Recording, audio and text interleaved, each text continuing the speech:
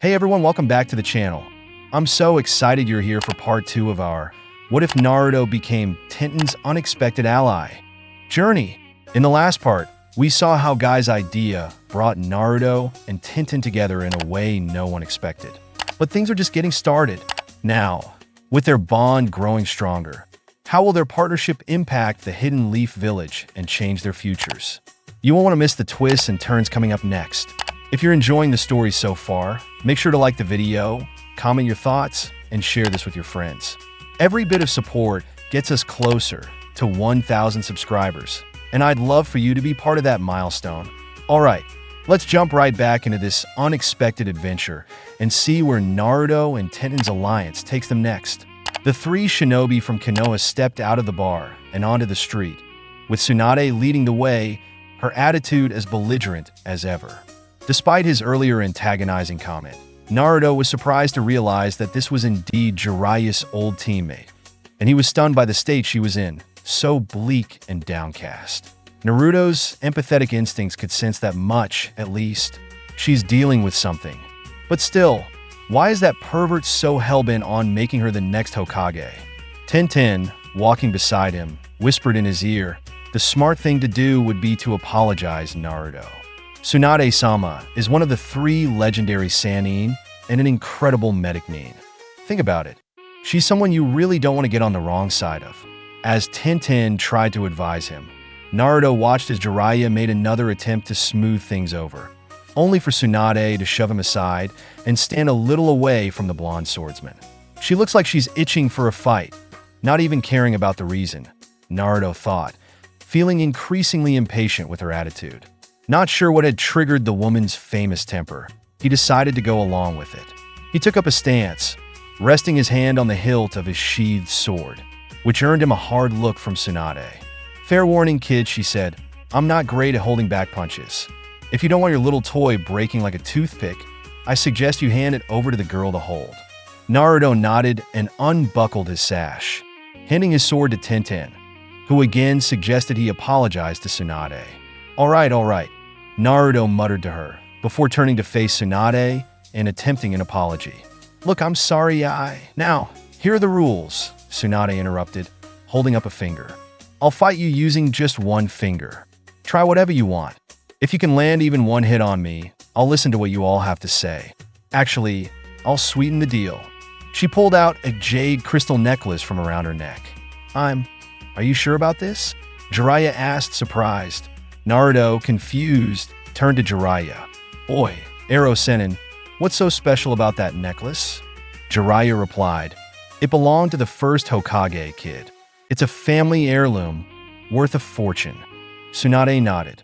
It's been in the family for generations. So, kid, are you in? Naruto, now intrigued, grinned. All right, let's do this.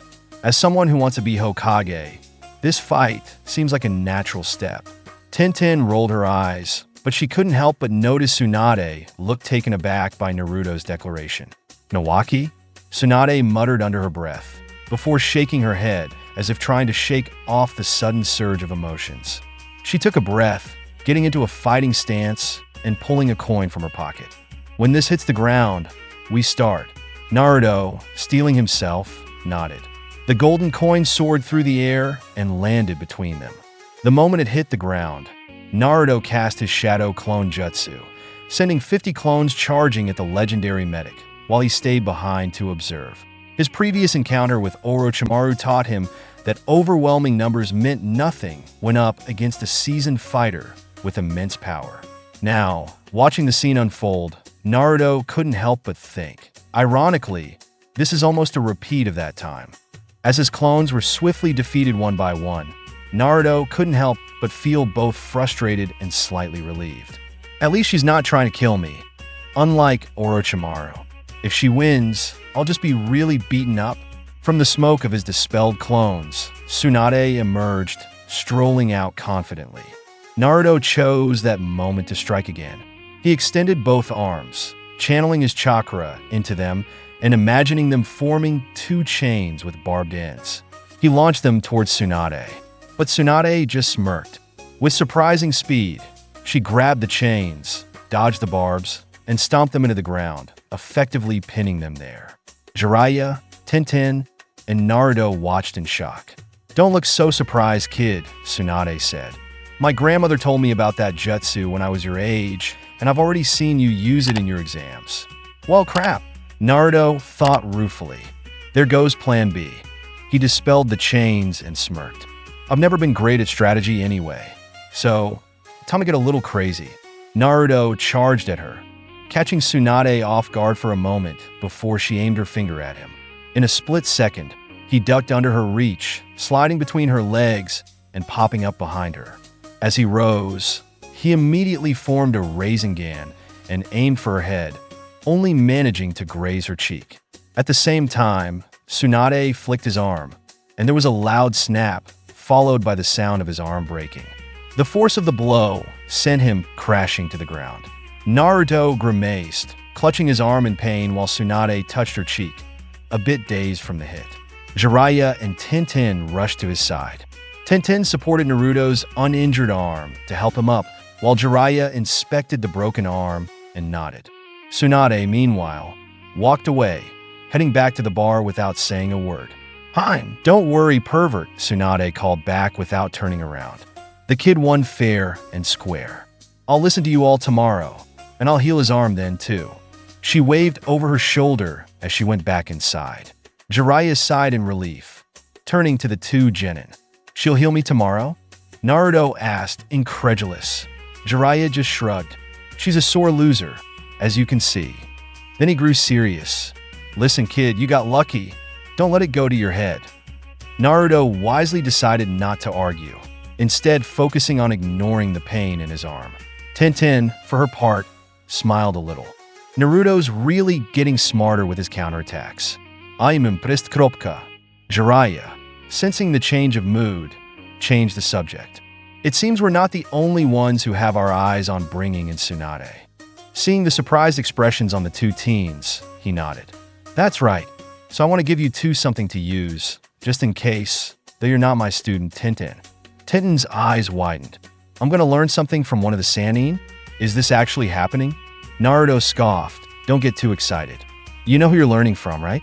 He might ask for something pervy in return. Jiraiya gave him a scowl. "Want me to break the other arm, brat?" He sighed and turned to both of them. "I'm serious. I don't want either of you getting killed or taken hostage by the guy we're up against. There's a lot at stake." Naruto and Tenten went silent, fully understanding the gravity of what Jiraiya had said. Jiraiya then pulled out some paper from his pocket. "Let me teach you two about elemental affinities." The next morning, in the crowded marketplace, a figure in a tunic lurked in the background, observing Naruto and Tenten. The girl was feeding Naruto breakfast, her presence oddly intimate, causing the figure to scowl in disgust. They better enjoy their time while they can. They're going to be dead soon. The figure turned and disappeared into the crowd. At the stand, Tenten paused, sensing something off. She glanced around and wondered why she felt an intense chill. "Something's wrong." Jiraiya-sama said we should be careful with Tsunade-sama's involvement, and now this. Naruto, still lost in thought, turned to her. "What's on your mind?" "This mission," Tenten replied. "Orochimaru wants everything. First Sasuke team, then Gigi, and now this lady." Naruto's face darkened, and for a moment, a brief pain flickered in his eyes as he remembered the Sandaime. He quickly masked it. "The guy's just too damn greedy. He's pure evil." Tenten gave his hand a comforting squeeze. "I agree. Let's make sure he doesn't take anyone else away. Let's get Tsunade on our side and beat him." Meanwhile, back at the hotel, Jiraiya stumbled out, pale and sweating. "Damn it, Tsunade. What the hell are you thinking?" He realized he'd been poisoned by Tsunade, likely to keep him from interfering when she went to meet Orochimaru. Shizen arrived just in time to help him, using a vial to counteract the poison. He felt the color return to his face, his strength returning as he stood. "Thanks a lot, Shizen. Do you know where Tsunade went?" Shizen nodded. Orochimaru wanted her to meet him on the plains outside town. Jiraiya, now knowing where to go, sighed in relief. "Shizen, there's no time to waste. Get Naruto and Tenten. We need to stop Tsunade from doing anything drastic. He could have an army of his own waiting for her out there." Birds and small animals scattered in terror as the forest trembled with powerful shakes. Deep within the woods, 3 massive, sickly-colored ogres moved about. They swung their maces and clubs, trying to crush the 2 figures that darted around them. All the while, a haunting flute melody echoed through the dense trees. This cat-and-mouse game had been going on for hours. The ogres showed no sign of tiring or getting frustrated by the constant evasion. But the prey couldn't keep running forever. After narrowly escaping another attempt by the giants to crush them, Naruto and Tenten found a hiding spot where they could catch their breath. "How are you holding up?" Tenten asked, finally able to catch her breath. Naruto leaned against a tree, breathing steadily but mindful of his broken arm still in its sling. "I'm doing okay for now." Tenten wiped the sweat off her face and nodded. "These things aren't going to let us leave the forest. Our only option is to find their summoner, but they might not be the only ones here. So," she trailed off. Naruto smirked. "Then it's time to turn the tables." He got to his feet, forming a hand sign with just one hand due to his injury. Kakashi had taught him to use his good hand for jutsu, knowing that Naruto often held a sword with one hand. Instantly, 20 shadow clones appeared. Thankfully, they didn't have a broken arm like the original. Tenen's eyes widened as she watched him cast the jutsu. "You've already tried that?" "Oh!" Realization hit her. "You're using them to get their attention." Meanwhile, Tayuya, the Sound Force flute-playing kunoichi, continued to scan the area, looking for her targets. She needed visual confirmation to control her Doki summons with her flute. But Naruto and Tenten were well hidden. Frustrated but confident, Tayuya thought to herself, "These pathetic fools are just a waste of time." Orochimaru-sama himself says that village only breeds weak, expendable fools. She believed the 2 Konoha genin were trapped, so she waited, her arrogance growing. Suddenly, a screeching sound tore through the melody of her flute. Tayuya's eyes widened as large chakra balls with spinning blades of air came hurling toward her position, shredding everything in their path. "Shit!" Tayuya dove out of the way, narrowly avoiding the destruction that tore through the trees around her. Once the chaos subsided, she stood up and looked around, only to hear a voice behind her. "Glad I got that raisin shuriken down in time. Otherwise, we wouldn't have found you." Turning around, Tayuya saw Naruto, his arm in a sling, with his sword ready. A cocky grin spread across his face, angering her. Well, look who finally showed up," she sneered. She slammed her palm against the ground and summoned her Doki ogres again, who rose from the earth. Bringing her flute to her lips, she ordered, "Tear this asshole apart." The ogres stomped toward Naruto, but he quickly used a body flicker technique to create distance. With his sword held under his chin, Naruto thrust the handle upwards and used his one arm to create a chakra chain. He shot it out, the barbed end piercing the nearest ogre's gut. The ogre struggled to remove the chain, but failed. Naruto yanked the chain back, causing the ogre to stumble and trip the second one. The third ogre leaped over the 2, swinging its mace at Naruto. Tayuya, watching from the sidelines, realized too late what Naruto was doing. "Where's that little pest gone?" she thought. Suddenly, the entire forest floor around her started turning into a swamp-like mire. Tayuya's legs sank into the thick mud, and she glared, frustrated. Then her eyes locked on where Tenten was hiding. With a sneer, she began playing her flute again. Earlier, Tenten had been caught off guard by the enemy kunoichi's abilities. She hadn't encountered many missions with enemy kunoichi before, but Tayuya's Sound Village insignia confirmed Orochimaru's involvement. If she and Naruto were eliminated, it would weaken Jiraiya and Tsunade's chances. When Tenten saw her teammate lead drowning in the mire, his eyes bloodshot and desperate, followed by the sounds of Niji crying out in pain. "Tenten, why are you letting her kill us?" Her world shattered. She saw images of her sensei, Gai, crawling towards her, burning alive. Meanwhile, Naruto had jumped down and used his sword to decapitate the last ogre. The other 2 were already dead, their bodies having stopped moving. Naruto didn't understand why they had stopped, but he figured the ogres weren't true living creatures. They were more like puppets controlled by Tayuya's flute. Not only that, he thought, that girl needed her flute to make them move. I guess they're just puppets, not living beings. Deciding to leave those thoughts aside, Naruto rushed back to where Tayuya had been. He figured she should be trapped by Tenten's swamp jutsu by now. He needed to hurry. Arriving at the spot, Naruto found Tayuya up to her thighs in the mire, but she didn't seem worried. He heard her flute's melody, and suddenly, a terrifying image flashed in his mind. The Kyuubi's claws tearing through his stomach. Panicked, he quickly pricked his finger with a needle and broke free from the Jinjutsu. Gasping for air, Naruto saw Tenten in a similar state, terror-stricken by the hallucinations. He quickly yanked her out of the way of a kunai Tayuya had thrown, saving her from certain death. The weapon specialist landed hard on the ground, groaning as she recovered from the Jinjutsu. Before Tayuya could act, she used a body flicker technique to escape the swamp. Naruto rushed to Tenten, and as they gathered themselves, they realized that they had to end this fight quickly. Elsewhere, Jiraiya had arrived at the battlefield, finding the area devastated by the battle. He couldn't locate Tsunade or Orochimaru. As he walked through the dust, he caught sight of Tsunade. "You made it here faster than I thought, pervert," she said tiredly. Jiraiya didn't answer immediately. Tsunade appeared unharmed, but she had clearly been through a tough fight. "He's gone," Tsunade said after a moment, noting his concern. He left after someone mentioned Akatsuki raiding one of his hideouts and taking someone named Yugo. Jiraiya was surprised. It seemed that Orochimaru was somehow connected to Akatsuki, which complicated things further.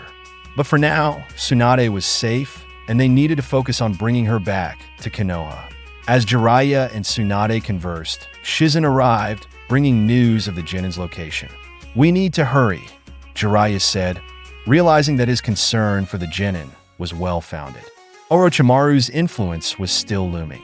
It had been a week and a half since Jiraiya had taken Naruto and Tenten out of Konoha to track down Tsunade, one of the legendary Sannin, in hopes of convincing her to become the next Hokage. Within the village, there was a divided opinion on the chances of success. Some council members saw promise in Jiraiya's mission, given his history with Tsunade and their past as teammates, which might make her more likely to accept the offer. But not everyone agreed. One council member, in particular, vehemently opposed the idea of recruiting the volatile Tsunade, though his views were not widely shared, especially considering his notorious reputation. In a dimly lit room deep within the sublevels of the village, Danzo, the bandaged man, scanned a report handed to him by a covert agent. "So, that fool managed to bring her back after all." His single eye narrowed as he read a section of the intelligence. The Jinchuriki and Mado Gai's student returned with an elite cursive mark wielder. Interesting. He took the paper and held it to the flame of a nearby candle, watching it burn into ash. This might make negotiations with that man easier, especially since more about his experiments could be exposed. And he owes us, those of us who kept the door open for him, and Suna. As the group made their way back to Konoha after their week-long journey, there was a sense of relief. Though one member of the group remained unconscious and tied to a wooden carrying rack on Jiraiya's back, Naruto and Tenten kept their distance, occasionally glancing at the unconscious prisoner, still haunted by the terrifying hallucinations she had inflicted upon them during their mission. Both teens were hyper-aware of the threat she posed, even with the three adult superiors keeping watch. Tsunade, however, was lost in thought as she gazed at the Hokage Tower. When they reached a certain point, Jiraiya addressed the group. "This is where I leave you all. I'll take the girl to the torture and interrogation division. Naruto, we'll meet in a couple of days at our usual spot, okay?" Naruto nodded. Jiraiya turned to Tsunade, grinning.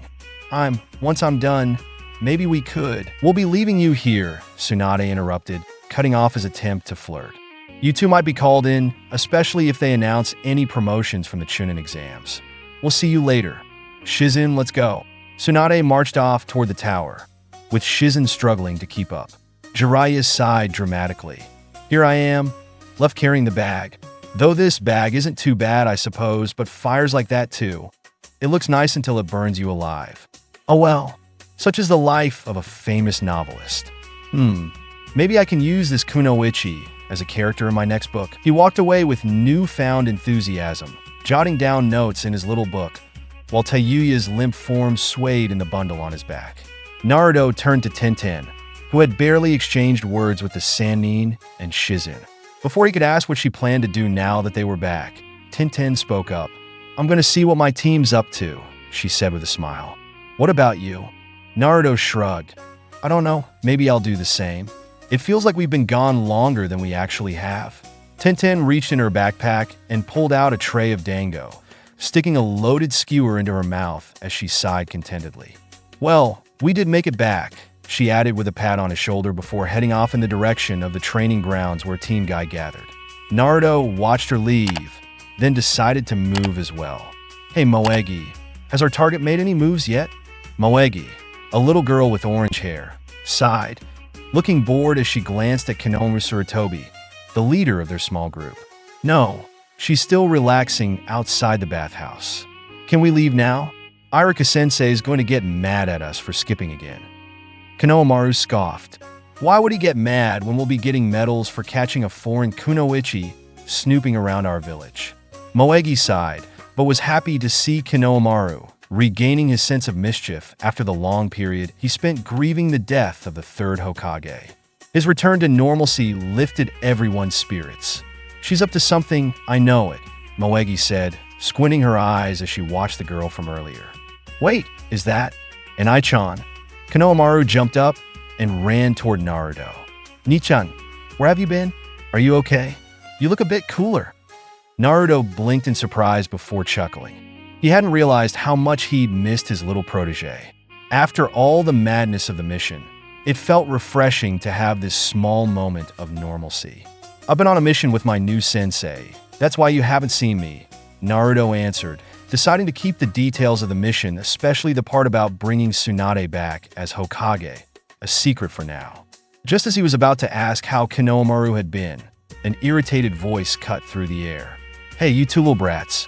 We need to talk." Konohamaru and Moegi turned pale as a girl with her hair wrapped in a towel walked toward them, carrying a bucket of shampoo and soap. She had a scowl on her face as she dragged Udon by the collar of his shirt. "I'm getting really annoyed with you three always spying on me when I'm just trying to relax." At first, Konohamaru looked nervous but then smirked confidently. "You're an enemy kunoichi, here to steal the secrets of our bathhouse." Naruto's eyes widened in disbelief at the bizarre accusation. The girl rolled her eyes, clearly used to such claims. She released Udon, who quickly scurried behind Moegi and Konohamaru. She then set her bucket down and clenched her fists. "Do you really want to mess with me again, little brats?" Konohamaru grinned smugly. "We have a secret weapon." He stepped forward and patted Naruto on the back. "Come on, Ai-chan, go get her." Naruto facepalmed. "You moron," he muttered, but the girl seemed momentarily distracted by Konohamaru's shout. As she removed her towel, revealing long black hair, Naruto recognized her. She was the kunoichi Sakura had faced in the exams. But why was she still here? "She's the enemy, Ai-chan. Take out your sword and chop her into pieces," Konohamaru yelled. Naruto sighed. This was exactly what he didn't need after everything that had happened. "Time, Gai Sensei is going to yell at us again." The girl spoke up. "I'm not here to do anything. My village probably thinks I'm dead by now, and I haven't been in contact with them for a while." "Liar!" Konohamaru exclaimed, still hiding behind Naruto. Konohamaru calmed down. "There's no way she's walking around here with just you guys watching her, right?" What's her name again?"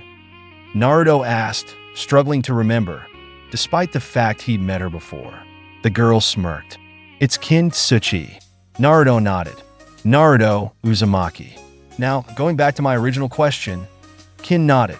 "I got injured by a shinobi from my village, but a stranger healed me and handed me off to your Chunin guards. Since then, I've been on house arrest. I'm allowed to visit the bathhouse, but there are always Umbu watching me." Kin looked at Konohamaru, who was peeking out from behind Naruto. "Like I've been telling you, kid, I'm just trying to relax. They took all my weapons, so I'm defenseless." Naruto sighed.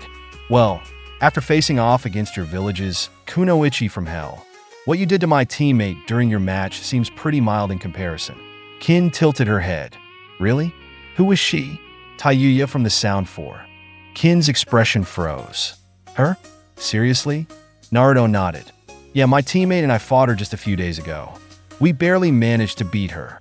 Kin swallowed anxiously, about to respond when a voice from down the road called out to her.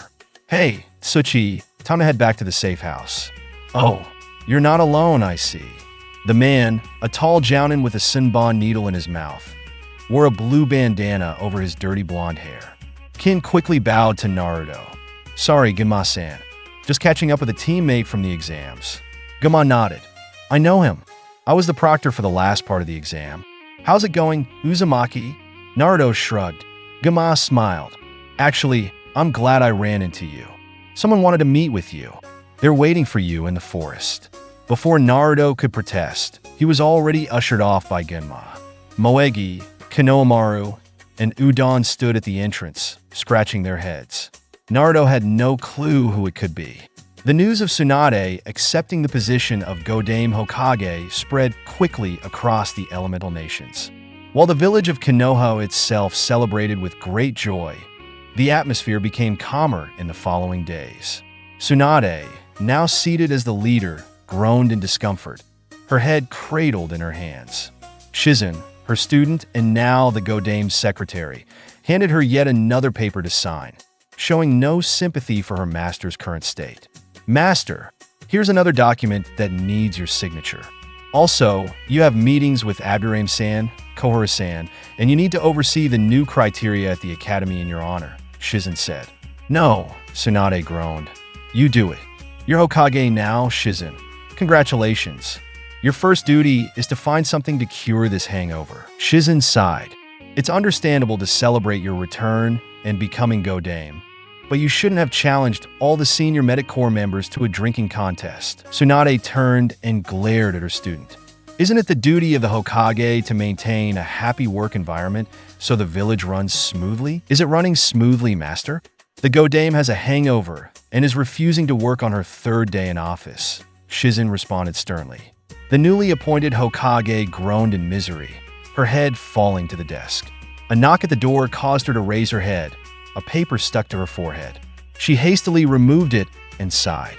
Please answer the door, Shizen. Shizen nodded and opened the door to reveal a man wearing dark sunglasses and a high-collared jacket that covered the lower part of his face. Godame-sama, he bowed briefly. Tsunade nodded. It's been a while, Shibi. I take it you're here because of the mystery guest staying with you and your family? Shibi Aburame nodded. As Shizen gestured for him to sit, he declined, preferring to stand. Ignoring her discomfort, Tsunade straightened up and began the conversation. How is she? Still unresponsive. Her wounds are healing, and her breathing is normal, Shibi replied. Tsunade nodded. Have you noticed anything unusual? Shibi nodded again.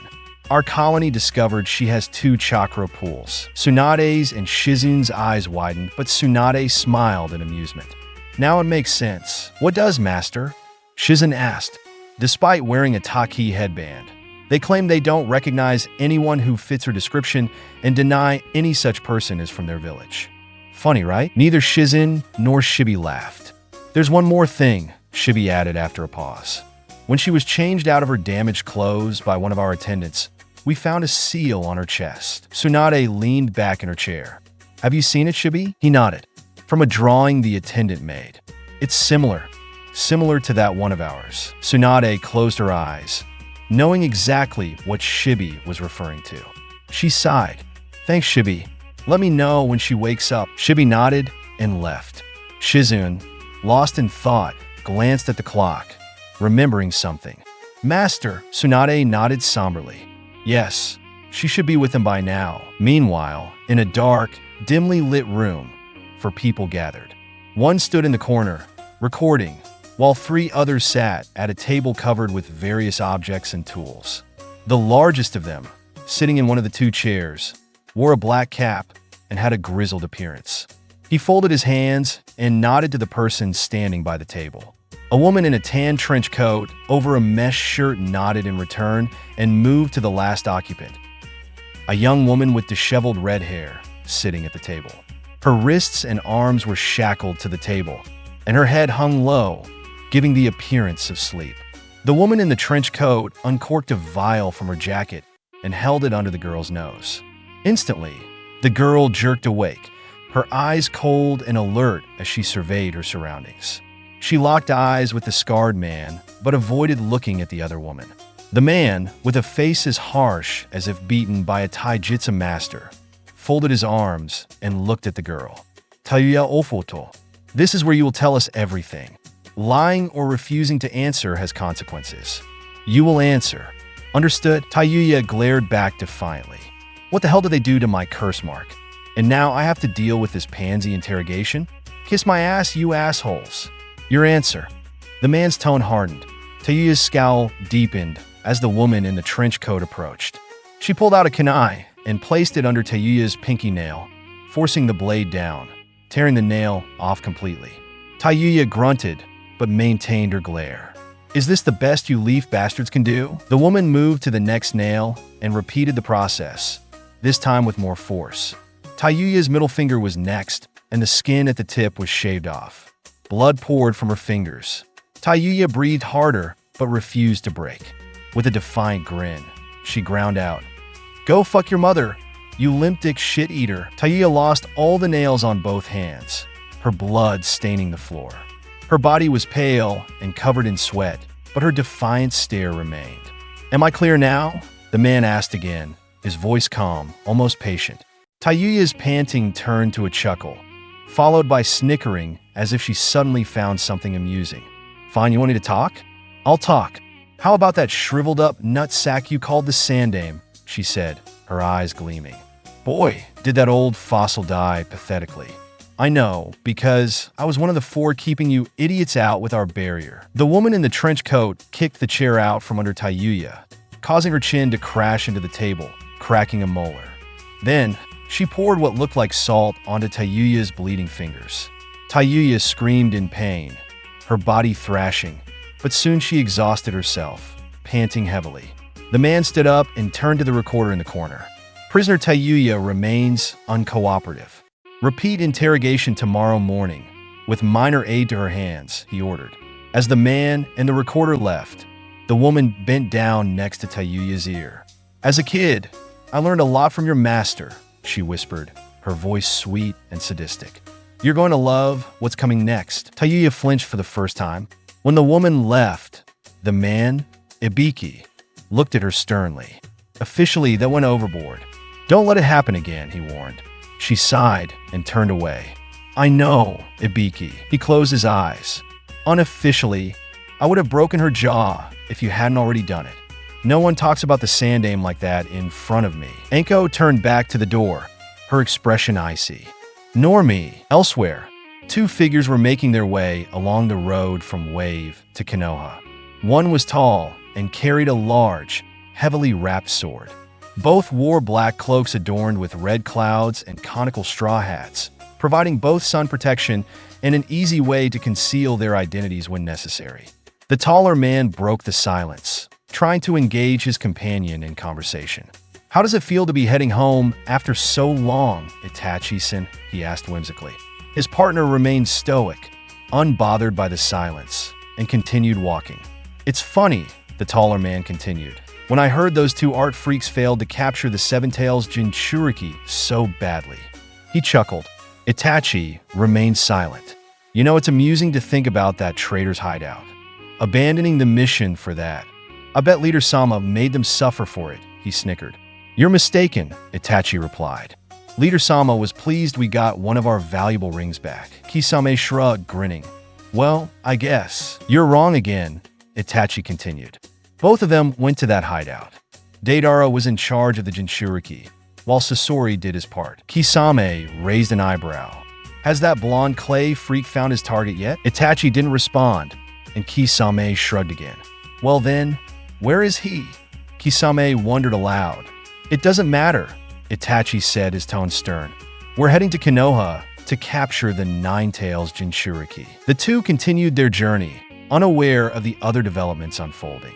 Meanwhile, high in the sky, a bizarre bird hovered, carrying a person with long blonde hair.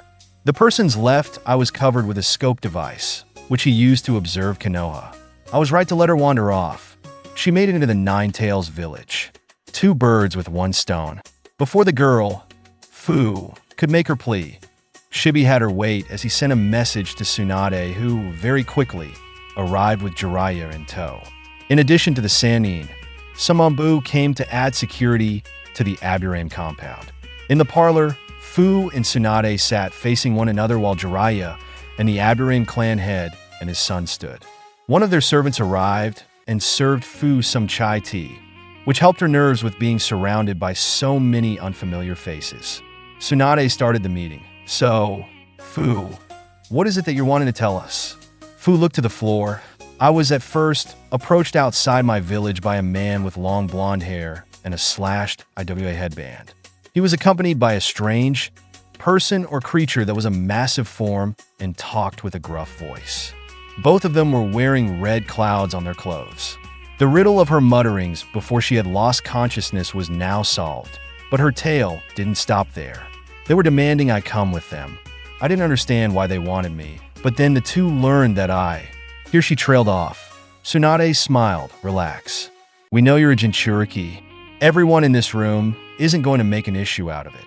Fu looked up and blinked in surprise before looking at every face before coming to Shino's, where he nodded in confirmation. Fu smiled but dropped it as she continued her story. After I told them to leave, that's when they attacked me. The blonde sent little white flying things that exploded when they came at me. The other one tried to hit me with poison and needles that I couldn't see where it came from. Fu thought for a moment and then said, "My tailed beast told me to run, so I did." Jiraiya looked interested. "You can communicate with your tailed beast?" Here Fu beamed happily. "Of course. My lucky Seven-Tails companion goes wherever I go, so we talk with one another." "Lucky? A tailed beast?" The Toad Sannin thought, surprised. Tsunade sighed. "We're getting off track here." "Fu, how long did it take before you managed to escape from those two?" The green-haired girl looked confused. "I'm not sure. The big thing stopped coming after me a day later. I had been using both my chakra and my tailed beast to try and outrun the blonde-haired one.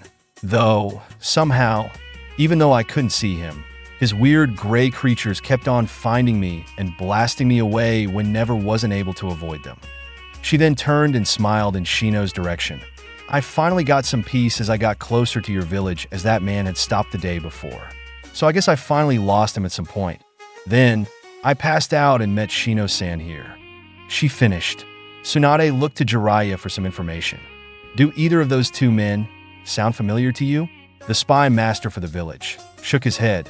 Judging by how Fu saw a slashed headband on that blonde makes him one of their missing means.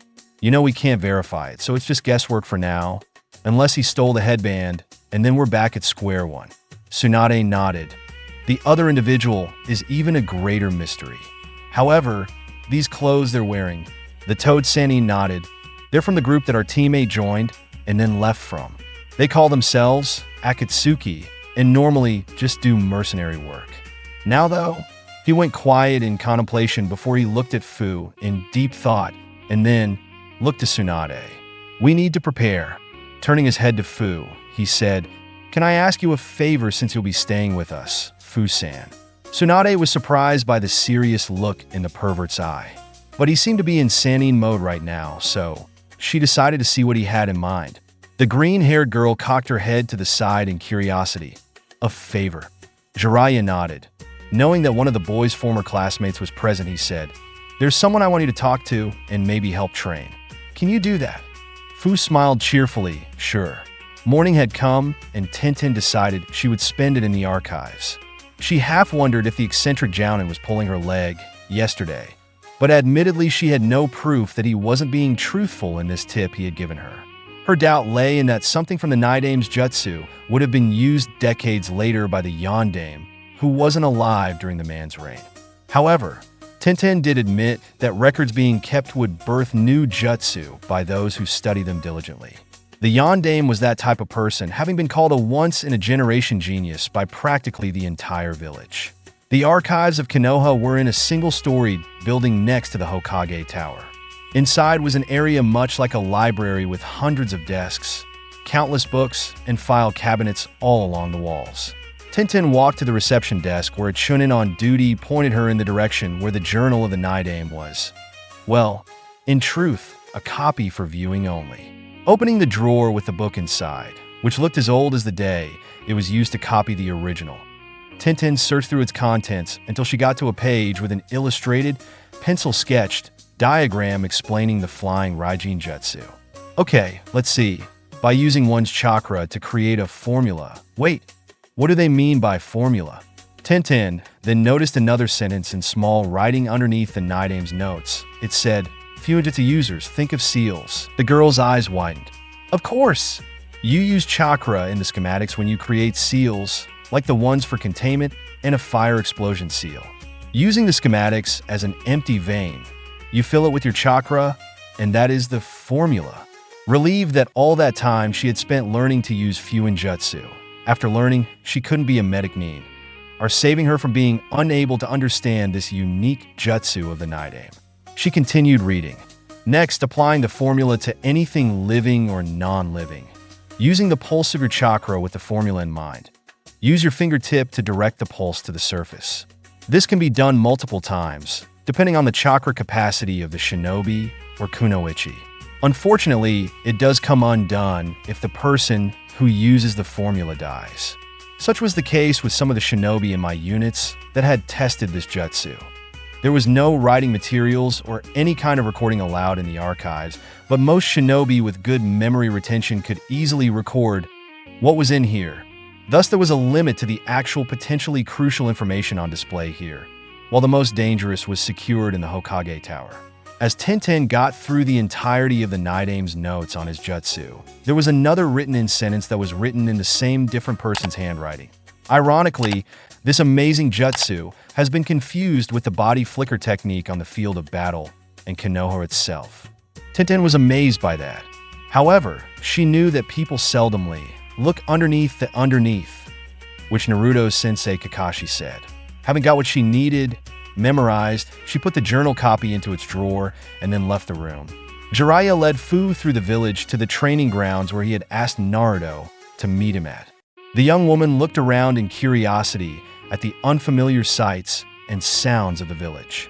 As soon as they left the commercial area, they came out to the training fields and at the one Jiraiya used. Naruto was there doing the kinjutsu katas that Hade had taught him to pass the time while he waited for Jiraiya. However, Naruto suddenly went still as the two came nearer. Inside him, the Kyuubi was stirring and felt as though it was suddenly in an exhausted, irritated mood, though it made not comment to Naruto, of course. Fu in the meantime beamed. "Hello, Mr. 9? The Lucky 7 says it's been a long time." Naruto looked confused and looked to Jiraiya for an explanation about this person he had brought here. While this meeting was taking place, high above them, Deidara was watching them through his scope, grinning in ecstasy. "Found you too. He's just as that bastard Itachi had described. Well, now, time for my art to come alive."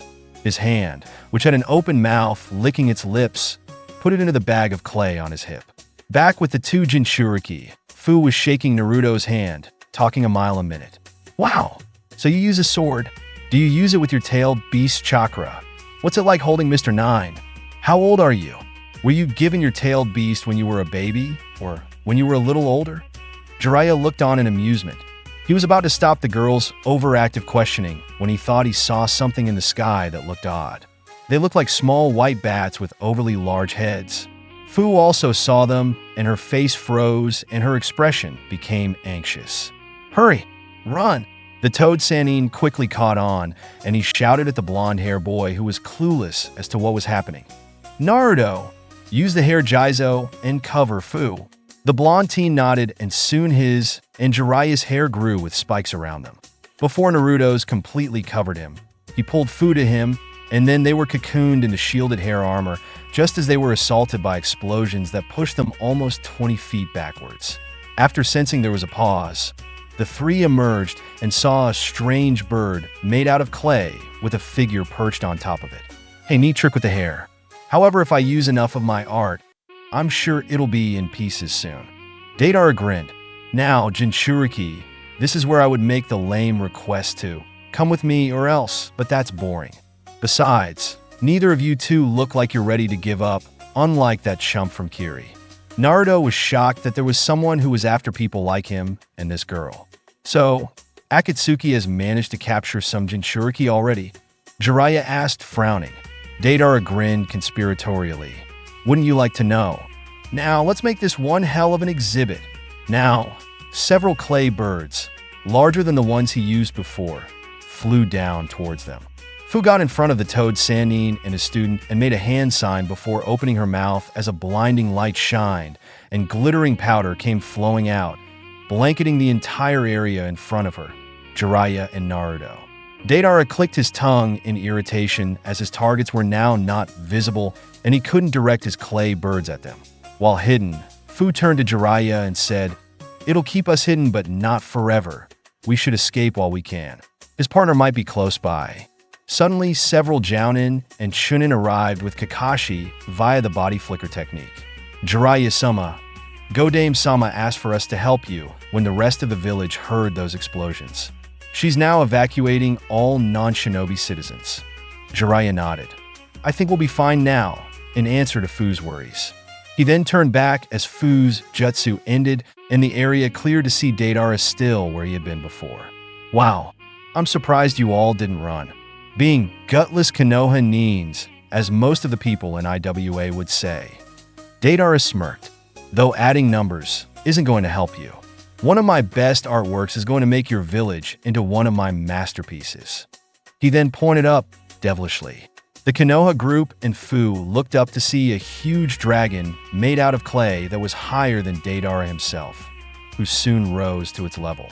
The dragon opened its mouth and balls the size of human heads came hurtling down toward the village by the hundreds or thousands. With no prompt or warning given, Jiraiya and Kakashi, and those in the group who could use fire jutsus, sent up fireballs and flames toward the descending destruction.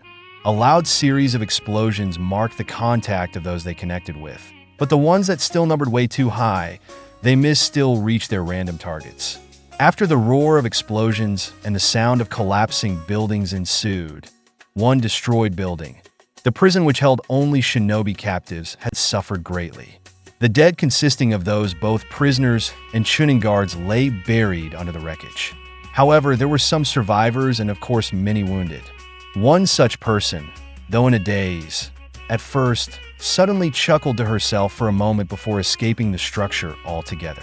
Her red hair flew behind her, and her rather pleased smile gave her a rather demonic look. Trying their hardest not to look around them at the destruction this missing Nin did to their village, Jiraiya and Kakashi launched their counterattack. While Kakashi uses the Shadow Shuriken Jutsu, Jiraiya uses Needle Jizo. Neither hit Deidara as he dodged completely on his clay bird. He then sent some more smaller clay birds at the two. However, a chunk of earth intercepted them, causing them to detonate upon impact. Naruto looked in amazement to see Fu cloaked in green chakra. That probably was her tailed beasts. Naruto turned his attention back to Deidara and formed a Raisin Shuriken in his hand before firing it at Deidara.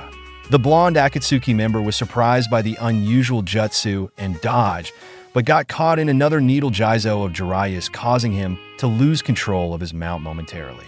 Then something stabbed him in the shoulder. Grunting in pain, he looked to see a blue chain with a barb at the end protruding from his arm and leading to the blonde-haired Jinchuriki, where it was coming out of his arm. "You bastard! What the hell is this?" Deidara cursed, trying to dislodge the chain. "You're about to find out." Naruto scowled. His home had been wrecked a second time by some prick, and he was mad. He then pulled and, with the force of gravity, forced Deidara off of his clay bird. Naruto then dispelled the chain and used his speed to run up to the downed bomber and drew his sword.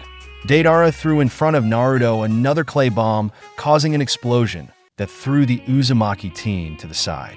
Jiraiya whirled around and used a Rasengan to slam into Deidara's side, who then dodged and sent another clay bomb at the Sannin.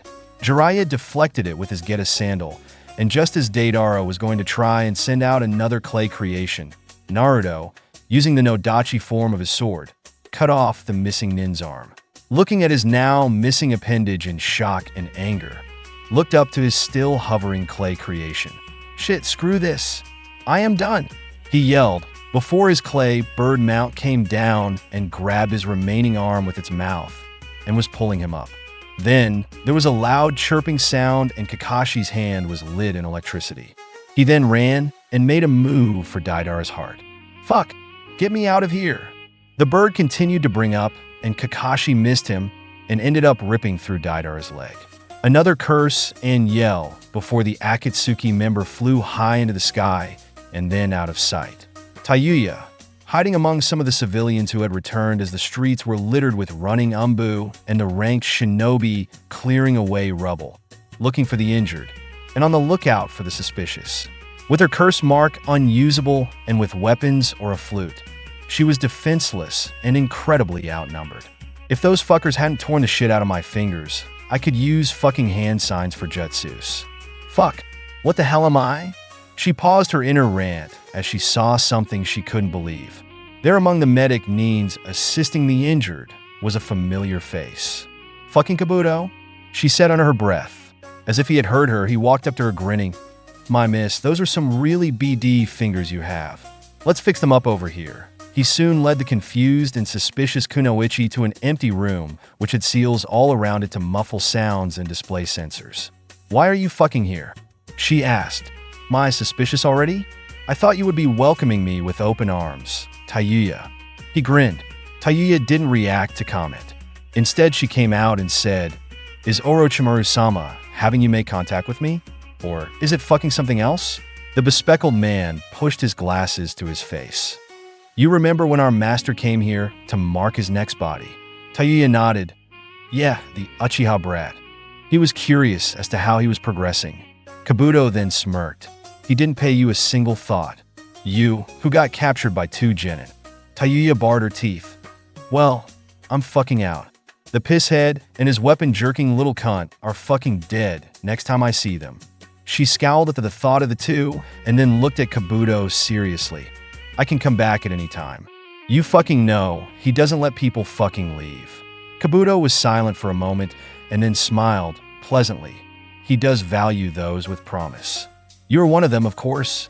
So, in case I did find you here, he has a mission for you so that you can redeem yourself." He then reached out and healed her hands and fingers while also indicating with his eyes a corner of the room which held a flute and weapons. He then frowned at her, almost scowling. "Whatever they did to your curse mark is beyond my abilities to erase. Orochimaru-sama is the only person who could remove what they did." Tayuya scowled too. Kabuto stood back and looked at her in the eyes. "What our master wants is his new body to be delivered to him, and soon. Do this and all is forgiven and forgotten. Remember, he does not forgive twice and almost never gives second chances." Tenten, as she walked, surveyed the damage done to the village with a heavy heart. She had been training with her team when they heard the thunderous, earth-shaking explosions happening in the village. No one knew who was doing and or why, especially having just recovered from the Suna and Odo invasion not too long ago. Meeting up with Naruto later dispelled the mystery of it all, as Tenten learned from him that there was a group out there, supposedly made up of missing neens, that were on the hunt for Jinchuriki like him. Luckily, her blonde friend was still here and intact. The village's attacker, however, was not let off easy as he had his arm and leg taken from him by Naruto and his sensei Kakashi. An arm and a leg was their reward for making sure the village didn't get damaged any further. More importantly, though, that we saved Naruto from being taken by force. Well, that strange girl, Fu, was it? Her too. When Naruto introduced the bun-haired Kunoichi to the green-haired Nanabai holder, she was surprised by her overly cheerful, excited personality. A very stark contrast to Naruto, who was becoming more mellow and less brash and outspoken lately. Tenten smiled. Though he still does have his innocent charisma, I really hope he never loses or abandons that. Tenten's destination right now was to go and meet with Naruto, having finished her new training with Gai Sensei and Lee on how to open the chakra gates within her. Gai had originally taught this to Lee to make up for his inability to use ninjutsu or jinjutsu and to increase his natural taijutsu talents. When Tenten asked her team what could she do to improve her speed so she'd never have to worry about being too slow in a dangerous situation, This is what Gai Sensei had offered. Speaking of dangerous situations, SHE has escaped, and they can't find her. Tenten thought grimly. Taiyuya, who Naruto and Tenten had captured, went missing after the destruction of the jail building. Both Tenten and Naruto were notified as the kunoichi was petty enough to bear a grudge against the two genin who had defeated her and captured her. Jiraiya was more under the impression that she'd probably go into hiding, or if her master was somehow merciful, would bring her back into the fold. Anything was possible. Despite the present danger that was Taiyuya and the group known as Akatsuki, Tenten was more focused on raising her talent and to provide something of a comfort to the blonde in her life that knew little to no familial love. She was on her way to see Naruto now. In her hands lay the notes she wanted to so desperately share with him. At this time, Naruto was feeling frustrated. After thwarting that Akatsuki member who never gave his name, Jiraiya was asking Fu to train him in using his the Kyuubi's chakra, and of course, the damn fox put up only the barest amount of assistance in giving out his chakra. Fu said her tailed beast was more sociable and had a pleasant personality, the exact opposite of the one he got. However, they learned something during the practice. The Kyuubi's chakra seemed tied to his negative emotions. Fear, anxiety, anger. These released a flood of the Kyuubi's chakra, and in one result, he had successfully gained a tailed beast chakra cloak, but at the cost of losing his sense of self and ending up attacking both Jiraiya and Fu mindlessly until Fu knocked him out. When he recovered, Fu told him that it was also linked to the Kyuubi's current mood and mindset. That, unless he resolved his issues and began a trust between the two of them, he'd be like this forever. Thus, the blonde teen was leaning against the training post, having no idea on how to change this thing. Jiraiya and Fu both insisted that it'd help him in battle, especially against these people from Akatsuki. Will it really, though? I did fine against that bombing prick without using any of the Kyuubi's chakra, though I ended up needing it to rescue my team from that bastard Orochimaru and the village from Gaara's transformation. Shit, I even used it when I faced Haku too, didn't I? His frustration turned into a bitter laugh, and he soon got away from the post and began to leave. Hey Naruto, why the face? Said in a relaxed voice. Looking up from the ground, Naruto saw Tenten looking a bit concerned. A dango skewer was in the corner of her mouth, and in her hands was some papers. Naruto sighed, just frustrated by the failed training I did. What have you been up to? Tenten smiled. I've been with my team learning about those chakra gates, and she paused for a moment. I might have a present to give to you. Naruto stared at her, surprised. A present? She nodded. If I am right about this, you may be catching yourself up to your dad, the Yondaime, a little bit more. Seeing his eyes widen, Tenten finally felt that look was worth all of this effort so far. Now, they were going to try and figure out this jutsu that hasn't been seen in this form for a long time. Sifting through the crowded area of the village this afternoon were two men, one exceptionally tall with a wrapped-up weapon on his back, another tall man who both were wearing straw cloaks over their clothes, with conical hats shielding their faces.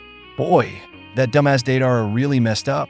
Lucky we overheard some peddler talk about him, and the village being alert for our mercenary get-ups. The taller man smirked. I wonder if Leader-sama will make an example out of him. Serves him right. He sneered. His partner said nothing, just staring ahead as they walked in the direction of the training fields. That little brat with the scarf really liked to talk big about the Jinchuriki, calling him an Aichan and all. Oh, brother. Well, at least he pointed us in a good direction to find as an Aichan, right, Itachi-san? Kisame. If the Nanabai holder is there too, Leader-sama said secure both. He'll accept no more upsets. Itachi intoned, stonily. To the point as always, just what I've always liked about you, Itachi-san. Kisame grinned under his hat. The two continued to weave their way through. So, what are these? Naruto asked, looking at the papers Tenten had handed him. These are my notes on the flying Raijin Jutsu that the Naiden created. Have you ever heard of it? Naruto shook his head. Even long before he learned that he was his father, Naruto's true hero was the Yondaime. He paid little attention to the first Hokage and his brother, and just a little to his Jiji. Well, Tenten started, What if I told you that the Hiraishin used by the Yondaime during the Third Shinobi War was based on this jutsu? Naruto's eyes widened.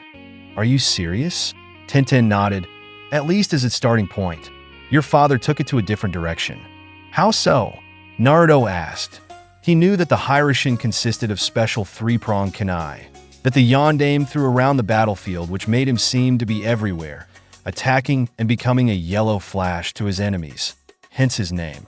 While the mysticism and heroism attracted it the most to Naruto and others, neither he or those knew how his jutsu really worked. Tenten went into her lecture mode that she had used with him when she was teaching him the fundamentals of sword handling and defense. Everything has a source, Naruto. Our village was started by warring shinobi clans, for example. She looked to see if she had his attention, and seeing that she did, gave a rough outline of this flying Raijin jutsu. Now, I know the technical side of this will go over your head, so I'll just give you the facts. To do the flying Raijin, you use the same method to writing seals using your chakra.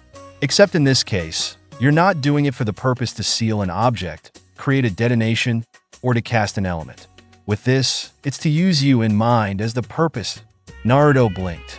He understood it kind of, but what she had said at the end sounded confusing. You use you as the purpose? Meaning what? Well, from what I can figure out, it's something like this. You imagine yourself, like when you gather your chakra, like we do when we learn the chakra control exercises. You put that into focus and write yourself with your chakra. Tenten saw that he still wasn't understanding, but she figured this was the best opportunity for her to test out her theory herself. Let me put it as an example, she said, walking to one of the training posts and held out 2 fingers. First, I gathered chakra to my hand and then to my fingers, concentrating on the chakra flowing in me. Tenten meant to stop there with the example of her explanation, but felt a sudden impulse to actually try it out. She then felt a burning sensation coming to her fingertips. She viewed herself in her mind's eye, with using her name, which represented her, in both body and soul, appearing as a unique Fuinjutsu seal, like the one she had made countless times before. Lo and behold, there before her eyes and Naruto's was a light blue-colored character pattern written in Tenten's name on the post. I did it. Naruto walked up to the post while the bun-haired kunoichi was still in a daze. He touched the slightly fading mark before turning to Tenten. Can you go over it again? Tenten, I'd like to try this too. In the next half hour, Naruto learned after his 5th try and got to make his own unique formula mark on the surface of a different post. His was more of sun-like pattern, while Tenten's resembled a flame. Now, Tenten said, after they had made over a dozen training posts with their formula marks on them, and ones without in between, let's try the next instruction, which talks of picturing each mark in your mind, and then pulsing your chakra causes you to teleport to it. Naruto, grinning as he finally understood how this unique jutsu was used by his dad to create the famous Hiraishin, drew his sword and pictured a post with one of his marks behind one without, before he pushed his body's chakra. He soon found himself in a tunnel-like void heading towards the post he had in his mind's eye. Then, seeing the post before it, which wasn't marked, he used his Nodachi form of his sword and sliced through it, before coming to his marked post and coming to a complete stop. From Tenten's perspective, Naruto looked like he did a body flicker to chink before a post was sliced in half over 20 feet away, and then Naruto was instantly there a mere second later. Tenten, this present is awesome, he yelled happily. The kunoichi gave a chuckle at how happy he was sounding. True, it was supposed to be something solely for him, and yet, much to her delight, she was going to share this joy of his by putting it into his words. She was going to be a little more badass as well. Unsealing the scroll that contained the Kusanagi he had given to her at the Chunin exams, Tenten grinned as she too decided to cut up some training posts. Itachi, an enraged voice shouted in an alleyway leading to the training grounds. Kisame had gone on ahead while Itachi was soon to come and assist, and yet he had been discovered by his only remaining relative, his younger brother Sasuke. Itachi turned and looked down on his brother with cold, dispassionate eyes. Why, Sasuke? So you're here. Do you have enough hate in your heart to kill me? Sasuke had been on his way to meet with Kakashi while his other 2 teammates were preoccupied, when he had heard from a passing civilian gushing about a handsome stranger looking strangely enough like his own murderous brother who fled after killing the entire Uchiha clan. including his and Itachi's parents, the clan heads. His reason? To test himself. He then left the shell-shocked Sasuke with these parting words. Find the hatred in your heart to kill me if you can.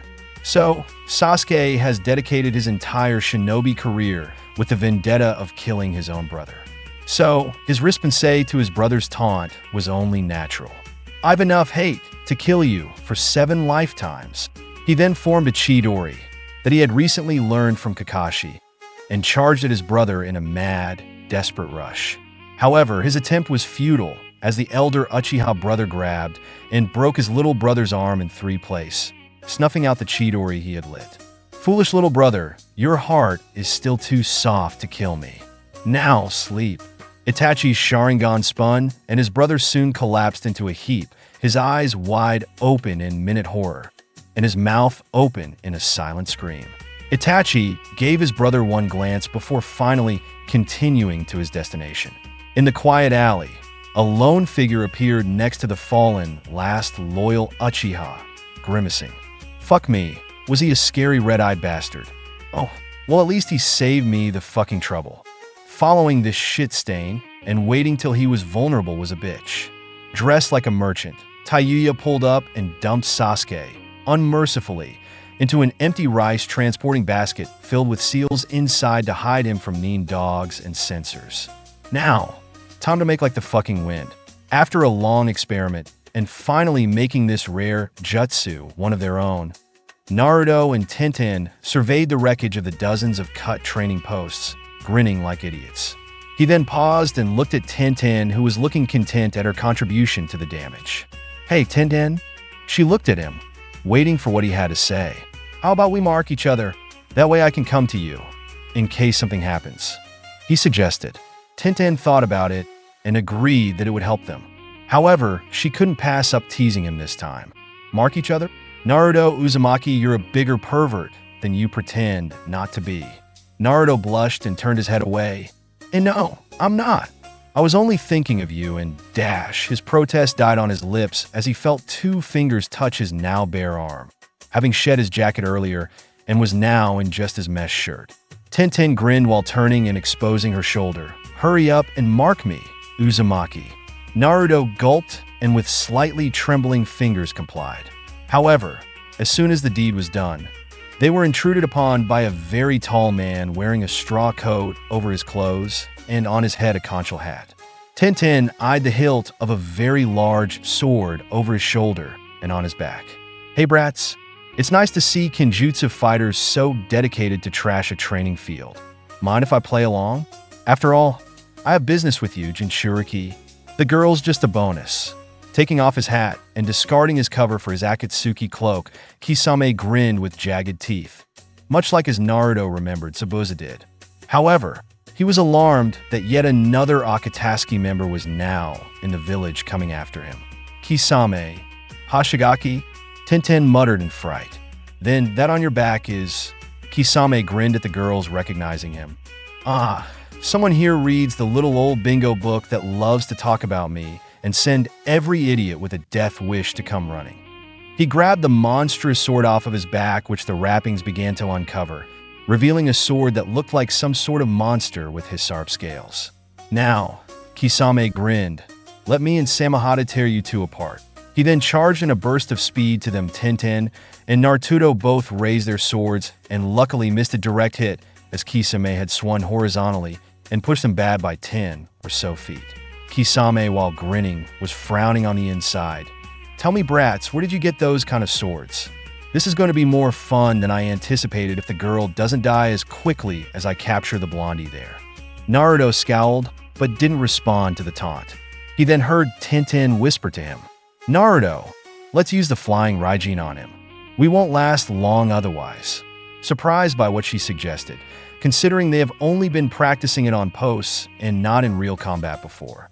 He nevertheless gave her a firm nod. Meanwhile, Itachi meant to meet up with Kisame before he began fighting the Jinchuriki, but unfortunately came upon Jiraiya, who was searching for Naruto. Using Sage Mode, the Toad Sannin was able to dodge being caught in the missing Nin's Jinjutsus.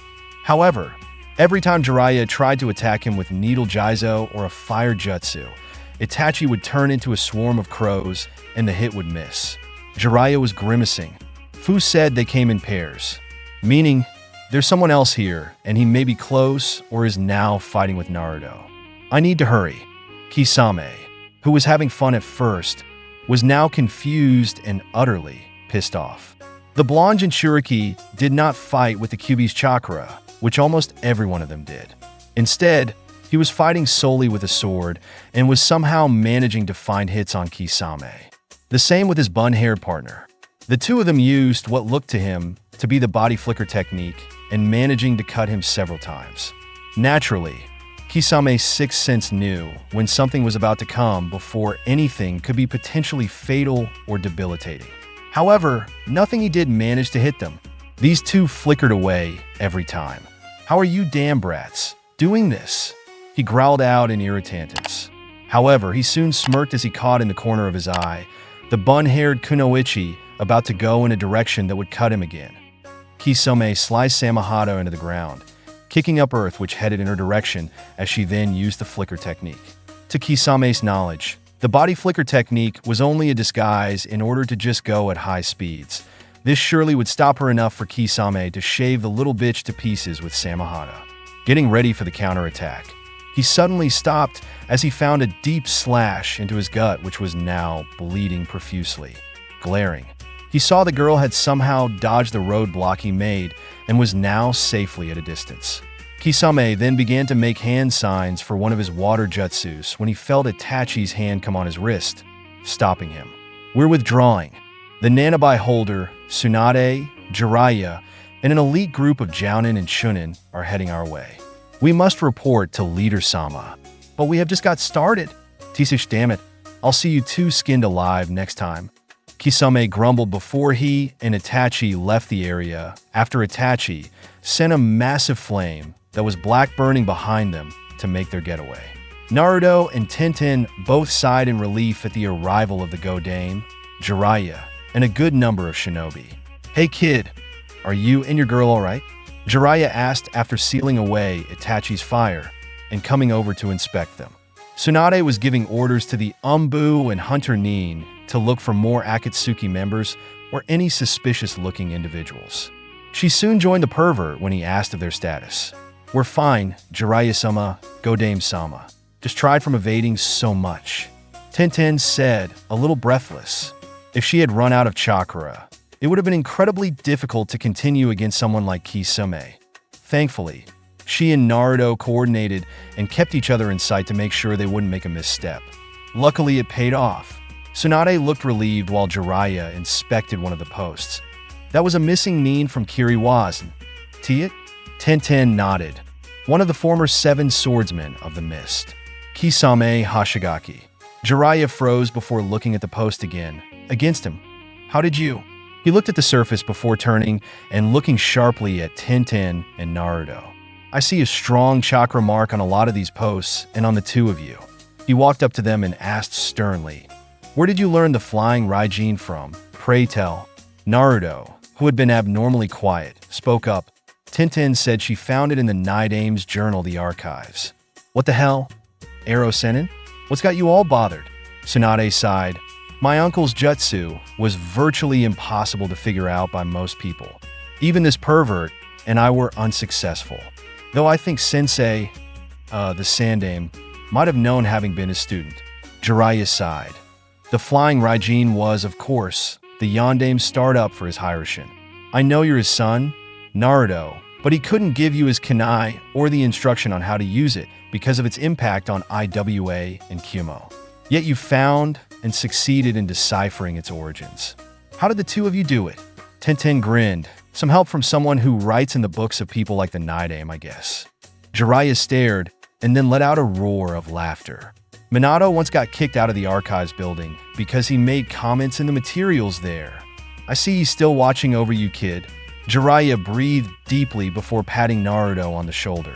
"You're doing him proud. And you, Tenten, are becoming an even resourceful and innovative kunoichi than when I first met you," Tsunade said, admiringly. The two grinned and nodded in thanks of the praise. Later, the village learned of Sasuke's disappearance. And so, without further delay, I'd like to announce the promotions to Chunin from the results of the last exam. Tsunade said. Later, Naruto Uzumaki, Sakura Haruno, Shikamaru Nara, Tenten, Niji Hyuga, and Shino Aburame stood at attention in the Hokage's office. Though some were more serious than others, one had a barely concealed grin as he was given his Chunin flak jacket. Try to hold it in, won't you? Tsunade chuckled as Naruto looked practically gleeful at his new jacket before he rushed to put it on. Tenten watched with humor, while Sakura rolled her eyes and the other three boys were trying not to look in his direction in favor of not ruining ceremony. Although Shikamaru was feeling disappointed at being promoted at all, laziness being his only personal agenda. Tsunade then talked to newly promoted in a more authoritative tone. Welcome to the rank of Chunin, you 6. Your new assignments will be announced tomorrow, so for now you're dismissed. Naruto, Sakura, and Tenten, can you please remain? When they were left with Tsunade, she folded her hands and looked at them seriously. This concerns Sasuke, your teammate, Naruto and Sakura, and also Taiyuya. She nodded to Naruto, who had a mixture of emotions, and to Tenten, who had a somber expression, while Sakura looked relieved at some news about her teammate and not-so-secret crush. Actually, Tsunade said, closing her eyes, they appear to be linked. 3 pairs of wide eyes greeted her before one of the owners, Tenten, asked a question. This has to do with Orochimaru, doesn't it, Tsunade-sama? The slug Sannin smiled pleasantly. Astute as usual, Tenten. Yes, it's most likely his orders to Taiyuya to abduct Sasuke, Uchiha. Naruto and Sakura caught on with Sakura venturing out a question. Does it have to do to that weird mark on his neck? Tsunade sighed, possibly. Jiraiya and the others are still investigating. She then looked to Naruto, who was quiet and staring at the floor, frowning. Naruto? Naruto sighed before giving a steely look. When are we going to go after her? You'll have to wait for assignments, Naruto. But I can tell you now, you won't be on the mission to retrieve him and face Taiyuya. I'm sorry to say. Tsunade looked firmly at him. Your assignment is an important one that Jiraiya needs you on due to the circumstances. Naruto's first impulse was to argue and demand to be put on the team to retrieve his teammate, but a soft, calloused hand touched his, bringing his attention to her. From what she had said, Sakura and I will be on the team to rescue him and face Taiyuya, right, Tsunade-sama? Seeing the Go-Dame's nod, Tenten looked back to Naruto. You trust us, right? We'll bring him back and punish that bitch of a harpy. Tenten gave a very ankle-like smile. Sakura nodded, seeing the fire in Tenten's eyes and a similar one in his teammates. Naruto silently nodded in acceptance. The very next day, Naruto was waiting at the front gate of the village with Niji and Shino being there too. This being their first mission as Chunin made them wonder what the assignment was, as they were told that Jiraiya would be leading them and the mission came from the Hokage's office. Naruto still felt a little bit put off by not being on the team to rescue Sasuke, but having thought about it since yesterday, it was probably ideal to let Tenten and Sakura do this, as both girls could do the job easily. Tenten was hell-bent on taking down Taiyuya, and Sakura would make sure that Sasuke would come back alright. Her recent training to become an apprentice to Tsunade would help with this mission. He really had nothing to worry. All he had to do was have faith in them. Now he just had to wait for Jiraiya to come and get this mission started.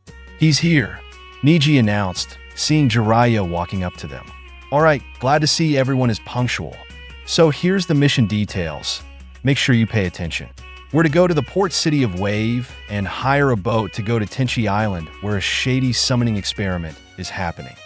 The Toad Sannin looked at Naruto. It's possible that it's being funded by Akatsuki or Orochimaru, hence our needing to look into it.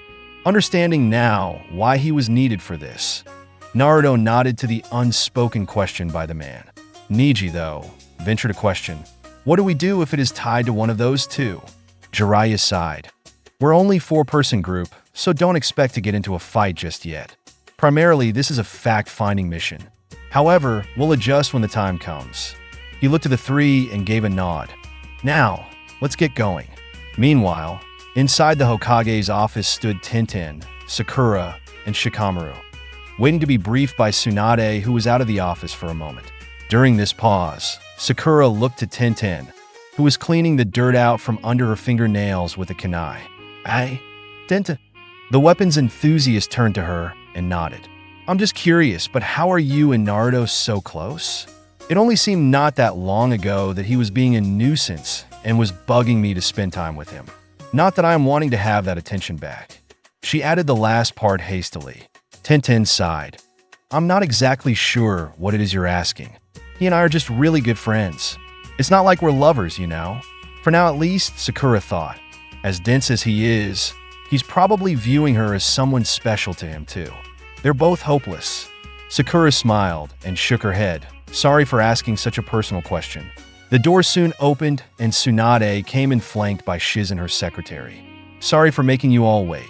Let's get down to business. Shizen laid out a map of the land of fire, which the village was situated in, and then laid a marker in a marked area. We were lucky that our Umbu and Hunter Nin worked fast. They've spotted and pinned down Tayuya in this area, the Valley of the End, which is right at our border. Tsunade, though, gave a serious look as she addressed the 3 newly promoted Chunin teens. There are some thoughts that Tayuya is creating a diversion and is trying to be noticed on purpose. So, please be careful in that regard. That and she might have reinforcements in the waiting. How troublesome, Shikamaru drawled. It's as you say. Tsunade nodded.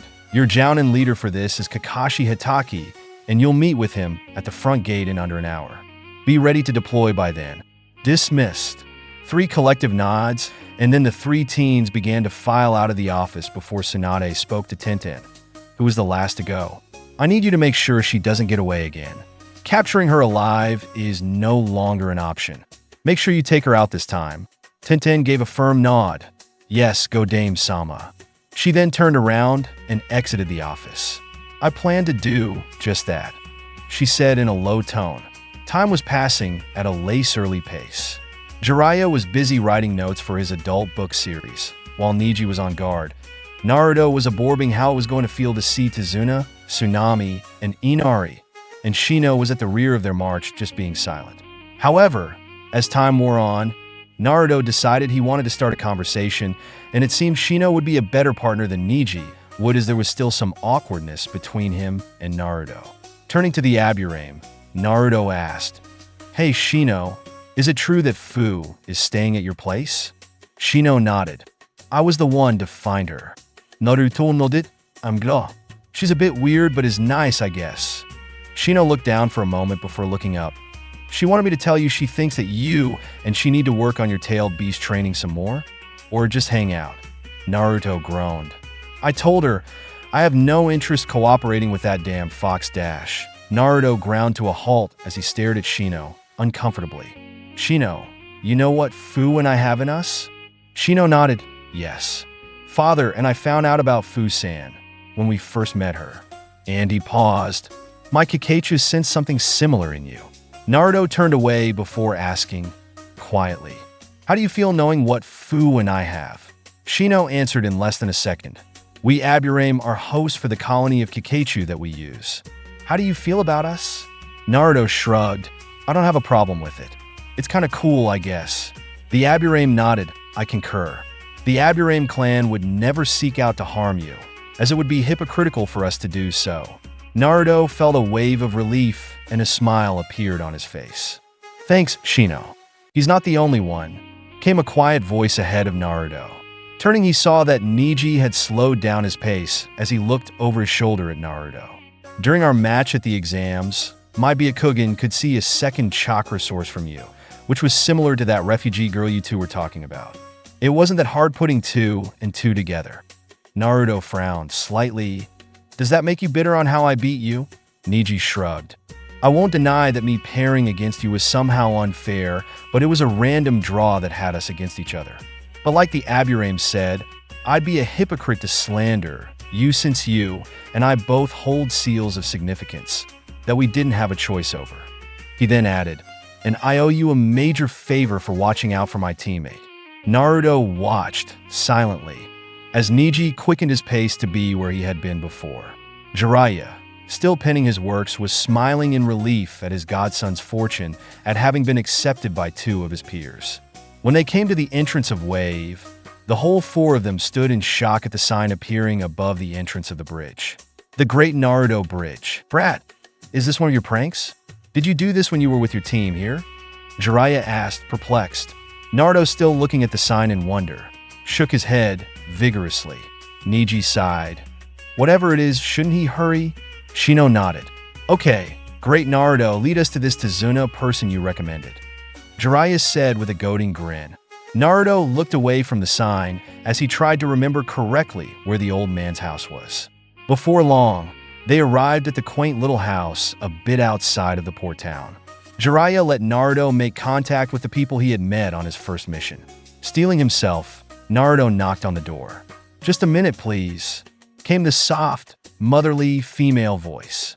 Soon a tall, long-haired woman wearing an apron came to the door and then froze. Naruto-san? He gave a sheepish grin. Long time no see. Tenten, Sakura, and Shikamaru were waiting at the gate, and Sakura was grumbling to herself about her sensei and his penchant for being late. However, he was better than most times as he came 5 minutes past the time. All right, we're going to skip pleasantries as this Odo Kunoichi could disappear before too long. So, follow me. He then broke out into a sprint, which the two teen girls and one reluctant Nara followed suit.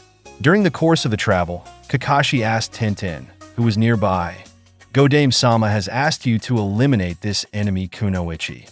Can you do it, Tenten-san? Tenten didn't hesitate. Yes. Kakashi nodded. Don't lose that motivation. Some beg for their lives, others try to threaten others, and some try to take you with them. Tenten nodded in understanding. I'll remember that, Kakashi-sensei. He nodded, and soon they were approaching Konoha's surrounding forests. After that was the Valley of the End. For some strange reason, Jiraiya was holding back on being the super pervert hat he had propped himself up as. Instead, he was reading through a scroll that one of his toad summons had delivered to him before they arrived in town. Tsunami was humming happily as she was stirring some miso stew. Then, as if the stew was some sort of secret summoning technique, a loud, booming voice came at the front door. Tsunami, my dear, I'm so hungry. Grandpa, don't eat all of it this time. The door swung wide open and old man Tazuna, the bridge builder, and his young grandson Inari came in. Upon seeing three people he did not know, Tazuna was about to demand an answer when he heard his excited grandson shout, Naruto-san! The blonde cheekily raised his hand in greeting, conveniently sitting in Tazuna's lounge chair. Hey, Inari! Hey, old man! While the three teens from Konoha ate Inari's mother's miso stew, while Inari gave a passionate recount of what transpired here months ago with Gato and Naruto's team, most of which had to be corrected by Naruto, as Inari exaggerated on what happened way too much. Jiraiya and Tazuna were seated in the chairs in the living room drinking sake, swapping stories and information. So, you and these brats are heading to Tenchi Island? Might not be a good idea. There's been a lot of people going that way, not to mention boats carrying strange things in crates. Anyway, a drinking buddy of mine said he was hired by a couple of shinobi to sail them to that island by the dozens. Tazuna said, swirling the saucer in his hand. His daughter and grandson allowed him a couple of drinks, but was forbidden to get drunk as it was going to affect his work, especially with more and more orders pouring in. Jiraiya took a sip from the saucer before thinking. Did he happen to see the insignia on their headbands? Also, were they wearing black cloaks with red clouds, by chance? Tazuna shook his head before taking his last drink, and then set down his saucer. He then looked at Naruto sitting and chatting away Inari with the adventures he had after he left Wave. He sure has grown. Looks less like the green little shinobi that I hired with his team to protect me. My, how I feel older yet happier. Never mind, it's the booze talking. He grumbled before joining the table, while Jiraiya shook his head in bemusement. Since there was a good deal of sunlight left of the day, the four Konoha shinobi decided that they wouldn't stay overnight in Wave, and Tazuna found someone who was willing to sail them to the island, as it was a good quick Rio opportunity with all the strange foreigners going there.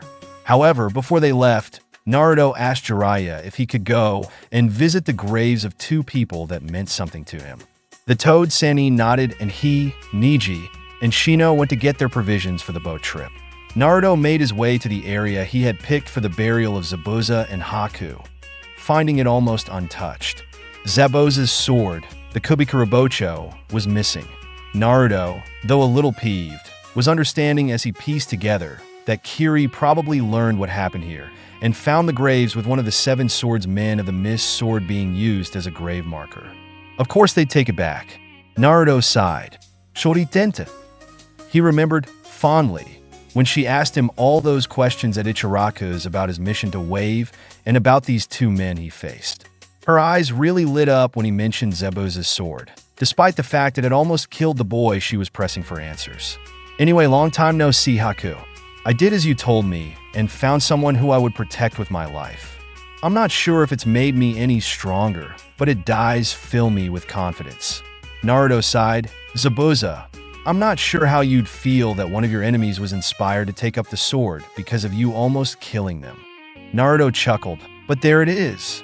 I'm becoming better and have 2 good Kenjutsu senseis. He smiled, thinking of hate and of course Tenten. No more was said as the blonde teen bowed to the 2 plots and turned and walking away, thinking, I promise to continue on, never forgetting you too. Later, Naruto and the others were on the boat, headed to Tenchi Island. On the boat, Jiraiya handed the 3 teens different clothing and taking their headbands and giving Neji a pair of shades. Why all the disguises? Naruto asked, now wearing a gray-colored kimono that hid his sword underneath the folds. Jiraiya looked at the teens, because it seems that there are shinobi attached to this experiment. Who they belong to, though, isn't certain. Neji, in case they're from Kumo, you need to be well hidden. Do not take off those shades or the bandana covering your seal. Neji nodded stiffly, his eyes burning with resolve behind his dark sunglasses. Shino, his new clothes not any different than his others in their color, noticed that they were to land soon. Jiraiya-sama, we're here. As the boat was being docked, there was a woman there awaiting them. Tall, with long red hair wearing a white headband, wearing a purpura and yellow shinobi gi with a mesh shirt underneath. Her eyes were firm, but there was a touch of gentleness as well. Jiraiya stiffened at first, then relaxed. I was almost seeing a ghost, but she's definitely not Kushina. Then, who is she? As soon as they docked, the red-headed woman walked up to them and bowed. Are you Jubai and the men he hired to help with the Yuriko project? She asked, eyeing them. Jiraiya nodded. Are you their representative? The woman shook her head. I am merely another volunteer. Right now, they're errand girl. They were looking for people with sealing abilities, and I was available. She then blinked and gave a rueful smile. I haven't introduced myself, have I? My name's Anoka. Kakashi, Tenten, Shikamaru, and Sakura arrived at the Valley of the End and soon heard flute music. Sakura and Shikamaru. Tense but no genjutsu befell the group. Kakashi urged the group on until they saw a figure standing on the bottom of the waterfall. Standing on the water. It was a red-haired girl holding a flute in her hands, and as soon as the Konoha contingent came close to her, she gave a sneer as soon as she saw Tenten in the group. Sorry to tell you fuckers, but you're too late. Your little dipshit Uchiha was picked up by a summons and is now an Odo. She then turned to Tenten. I'm going to enjoy fucking you up in all kinds of ways. Tenten gripped one of her new special weapons that she had prepared for her reunion with this girl. Time to die, she whispered, as Anoka showed the 4 of them around the area, leading towards the stone building where the Yuriko project was to take place. Jiraiya was only half paying attention to their guide, as he was finally seeing up close who was funding this shady event. The 2 clouds on their shinobi headbands insignia made it abundantly clear. Well shit, though this is good info to pass to Haim and the council, they're clearly not in alignment with Orochimaru or Akatsuki. His eyes then went to Neji, who he could tell was glowering at the shinobi who belonged to the village that had Hinata's kidnapped and later ended with his father's death. The Toad Sannin dropped back to whisper to Neji. I know you want blood for what happened to your father, but now is not the time. Keep your head cool. Neji Hyuga breathed out all the tense energy within him and then wordlessly nodded to Jiraiya. Anoka soon led them into the stone building, which looked more like a temple designed for worshipping or slaughtering an offering to some kind of deity. It seemed almost to be of the case as men wearing some sort of bizarre robes were shepherding these random summoning animals into a large clear container, which had a Fuinjutsu seal on the floor. Jiraiya's eyes hardened. These damn fools. When looking at the teens and the woman who was their guide, he wasn't surprised to see the vehement looks on the teens' faces. But the one on Anoka could freeze the entire area into a tundra. Jiraiya asked Anoka if she knew what this experiment was about. Anoka sighed. They had phrased it as making the ultimate summons, but they didn't go into it than that. This is definitely something that would make summons hate humanity forever. Naruto was looking at the scared looks on these summoned creatures and felt his blood beginning to boil. However, Jiraiya's firm grip on his shoulder snapped him out of his anger. We're here to observe, remember? There are at least more than 20 Kumo shinobi outside, so we need to chill. Trust me, kid. As a summoner, this experiment is beyond forgiving. He whispered to Naruto. Naruto saw the cold, unforgiving eyes that made Jiraiya someone to freeze in their tracks, and allowed his energy to be brought back down, taking his hand off of the hilt of his sword. Then, one of the robed men spotted Anoka and the group with her and scowled as he marched up to them. Anoka, why did you bring them here? This is an important research project, and things could go wrong because of you bringing gawkers here. Excuse me, Yuzui-san, but before you go slandering them, you should know that these four were hired by Kuroka-san, your boss. Anoka glared at the shorter man, while Yuzui cringed for a moment before he recovered and then giving a relaxed, mocking smile. Your idiocy is showing, you damn Taki shinobi. Kuroka-san is currently on bed rest, thus I am in siege dash. What's all the commotion, Yuzui-san? Asked a limping man in the same robes as the others, coming down a staircase and approached them slowly. Anoka bowed to the man. Kuroka-san, I brought Jubai and the men he's hired, that you hired for additional security. The limping man stroked his beard as he looked at Jiraiya and the others. Yes, this is perfect. Thank you for bringing them here, Anoka-san.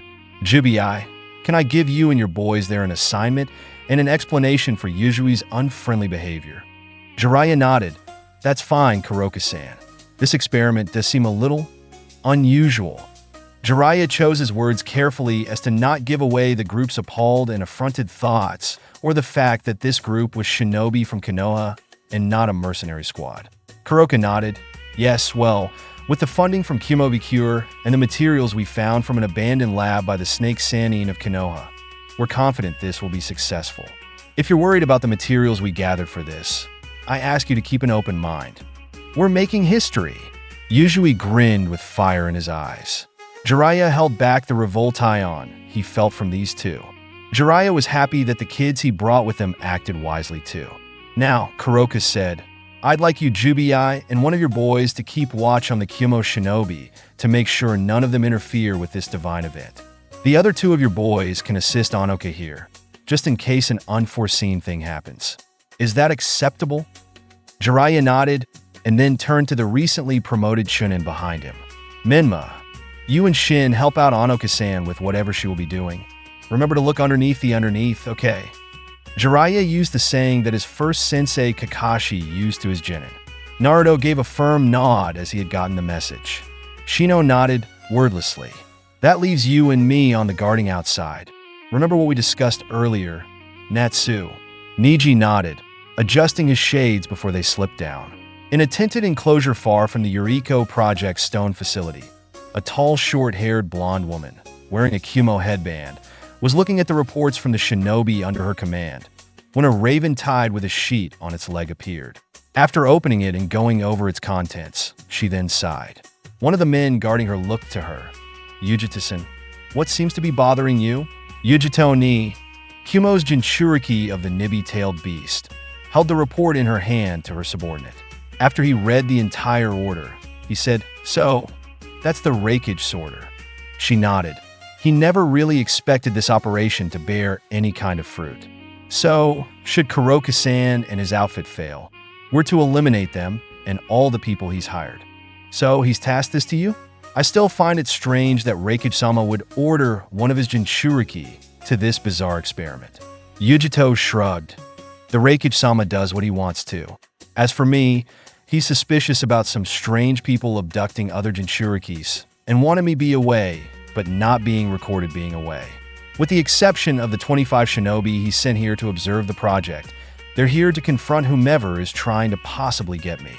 Someone try to abduct you? They must have a death wish. Her guard laughed. After Jiraiya and Niji left the area to head back outside, Naruto and Shino situated themselves with Anoka in an area away from the experiment. The robed men were currently making Fuinjutsu seals around the floor, surrounding the summoned creatures who appeared to have been put into a deep sleep. Watching for a while, Naruto decided to ask Anoka a question. "So, you're a Taki shinobi, Anoka-san?" The redhead shook her head. "I was at one time, but not anymore." Naruto was debating on bringing up Fu, but that would mean he would have to reveal his shinobi status to her as well. Instead, he just continued the line of conversation by changing the topic.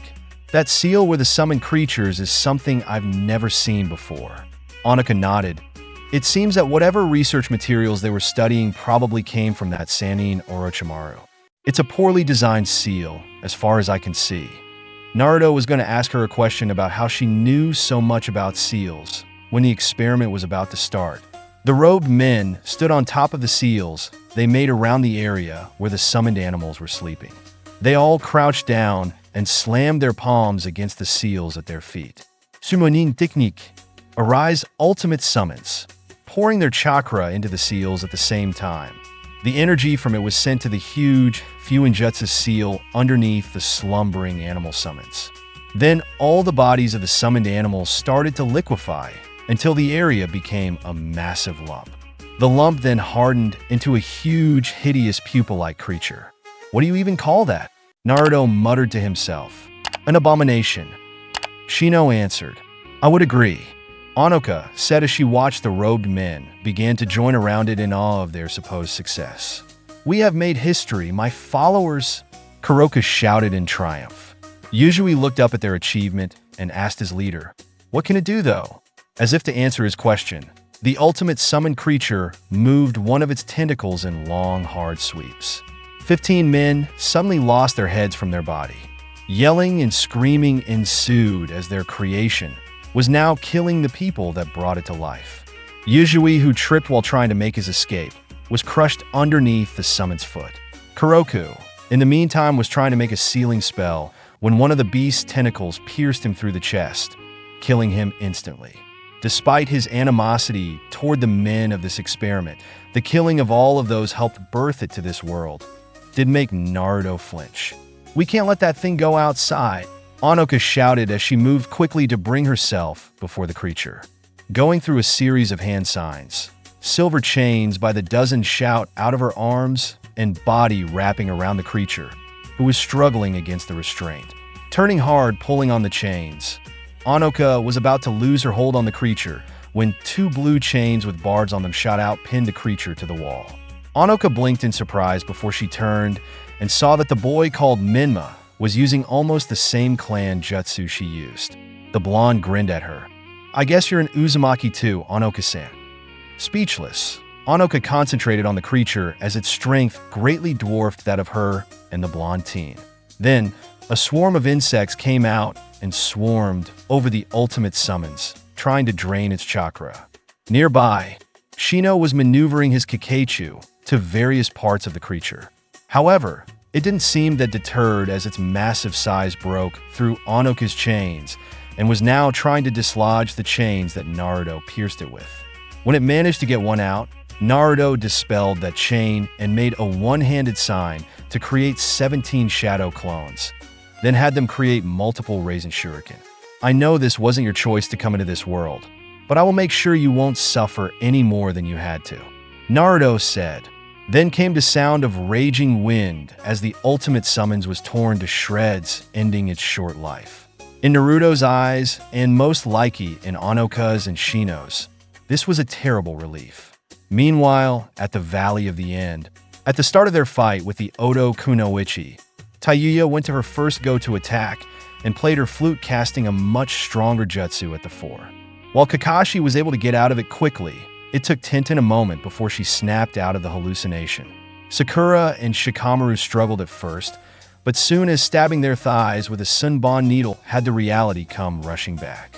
Kakashi threw several kunai in a rapid speed at Tayuya, who dodged and then used smoke pellets to create a smoke screen in front of her. Before a second was up, 15 clones came rushing out.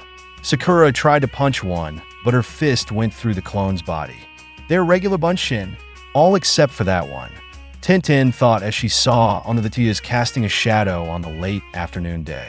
Tenten signaled to Kakashi that she was going after her, and he nodded just as there was a new number of Tayuya coming out of the foliage she had hidden herself in. These, however, were not regular Bunshin. They were Earth clones. Sakura fought them with her fists, disintegrating each one that came to attack her. Sakura's training with Tsunade seemed to have helped her shortcomings as a taijutsu fighter. Shikamaru, instead of using his family's jutsu, was up in one of the trees, throwing kunai with exploding tags on them. Tenten, now having the ability to come to their aid, pierced one of her special weapons into the ground before heading off to find Tayuya. Having just come to see if there were any new boats docked, Jiraiya and Niji were shocked to see slaughtered Kyumo, shinobi lying dead and stabbed or beheaded. Then, looking at the wall of the stone building, someone wrote in the blood of one of their victims, "Glory to Jashin Suma." Niji frowned. What's that supposed to mean? The toad Sannin didn't have an answer. However, he gained a clue as he saw someone gripping a torn piece of fabric that was black and had a red cloud printed on it. We need to check on Naruto now.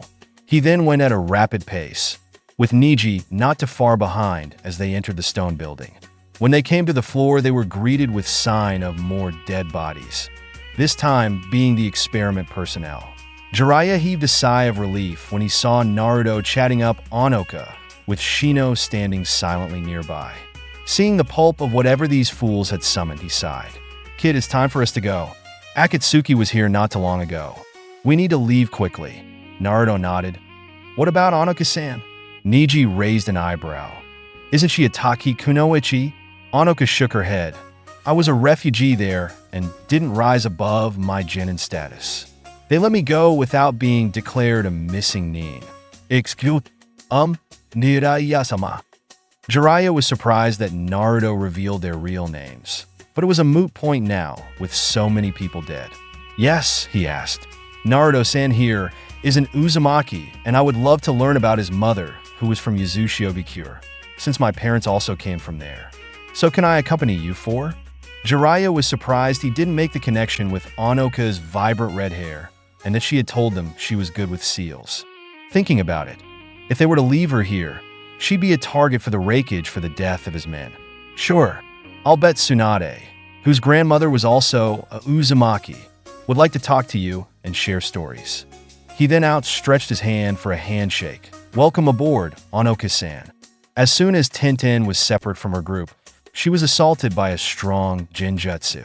Before the torment could begin, Tenten bit down hard on her bottom lip and was brought back to reality.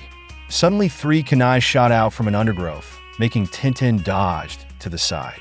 "I see you're still a coward for not fighting with me face to face, Tayuya." Tayuya didn't rise to the bait. Instead, she sent out 2 more Earth clones and 2 more Bunshin. Tenten, however, tossed up a series of kunai that had her chakra mark, and then she suddenly disappeared. Tayuya was farther away, but smirked as she saw that the bun-haired girl was being sloppy with her throws as one hit the ground 5 feet away from her. "Try and get out of this genjutsu, Konoha shit kiss her." Holding up her flute to her mouth, she was about to play when Tenten had suddenly appeared, shocking the Odo Kunoichi. In just one moment, Tenten threw a shuriken which flew and struck Tayuya right in the neck, tearing through her throat and windpipe. As blood trickled down her neck and mouth, Tayuya, with eyes ablaze in unbridled anger, dropped her flute and fumbled for her kunai. But before she could do anything more, Tenten rammed her kunai into Tayuya's chest. "That's enough from you. Go to hell and enjoy your company there," Tenten said, twisting her kunai before pulling it out of Tayuya's chest. Tayuya, of the sound, 4 collapsed on the ground, dead with hatred still fresh on her face. "Now, what will we do with the Uchiha being in Orochimaru's clutches?" Tenten thought as she cleaned the blood off of her kunai.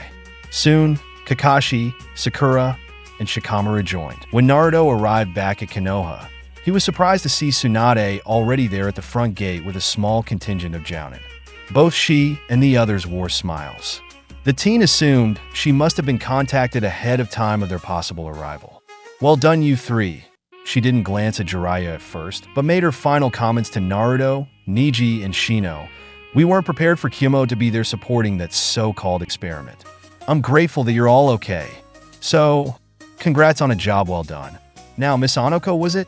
The blonde Godame walked up to the tall redhead, who bowed in respect to the Hokage. Yes, Hokage-sama, it's an honor to meet you in person. You as well, Tsunade said. The report that came from Jiraiya said you wanted to learn more about Naruto's mother and my grandmother, correct? Tsunade asked. Anoko nodded. As long as I'm not intruding on anything secret. Tsunade sighed. Well, with the kid's mother and my grandmother, they did have something we'd consider secret for the time being. However, if you're willing to let one of our Yamanaka members make sure you are who you say you are, then we'll be able to be a little more flexible. She then turned to Naruto. How do you feel about letting her know about it? Naruto understood the secret question about him and his mother's being Jinchuriki being revealed to the former Taki Kunoichi. He was aware of the risks. However, Naruto trusted his gut instinct. I trust Anoko-san will be okay for this information, he said. Tsunade closed her eyes and nodded. All right then. Anoko-san, if you'll come along with us, we'll see about getting this done.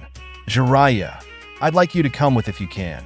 After finally addressing him, the super pervert seemed to not have been hearing her as he was reading from a scroll that one of his summons had delivered to him. After reading it, he sighed, Sorry, I can't. I need to check on something outside of Konoha. Tsunade looked at him cautiously.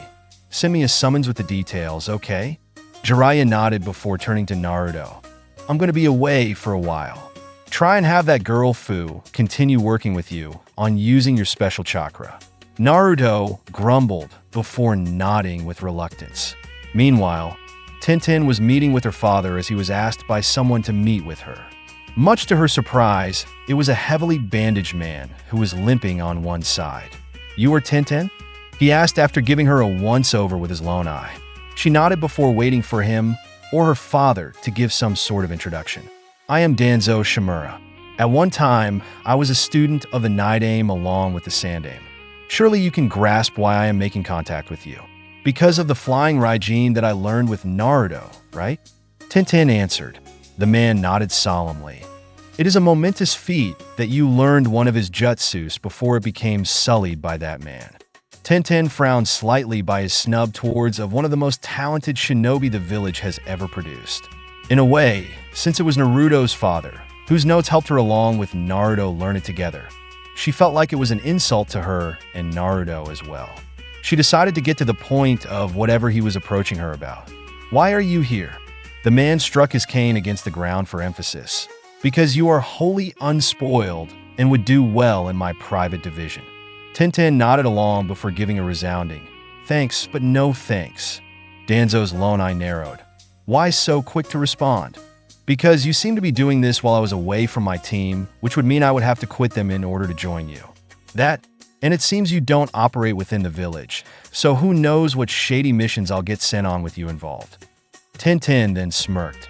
Besides, Anko warned me about you. Of course, SHE would.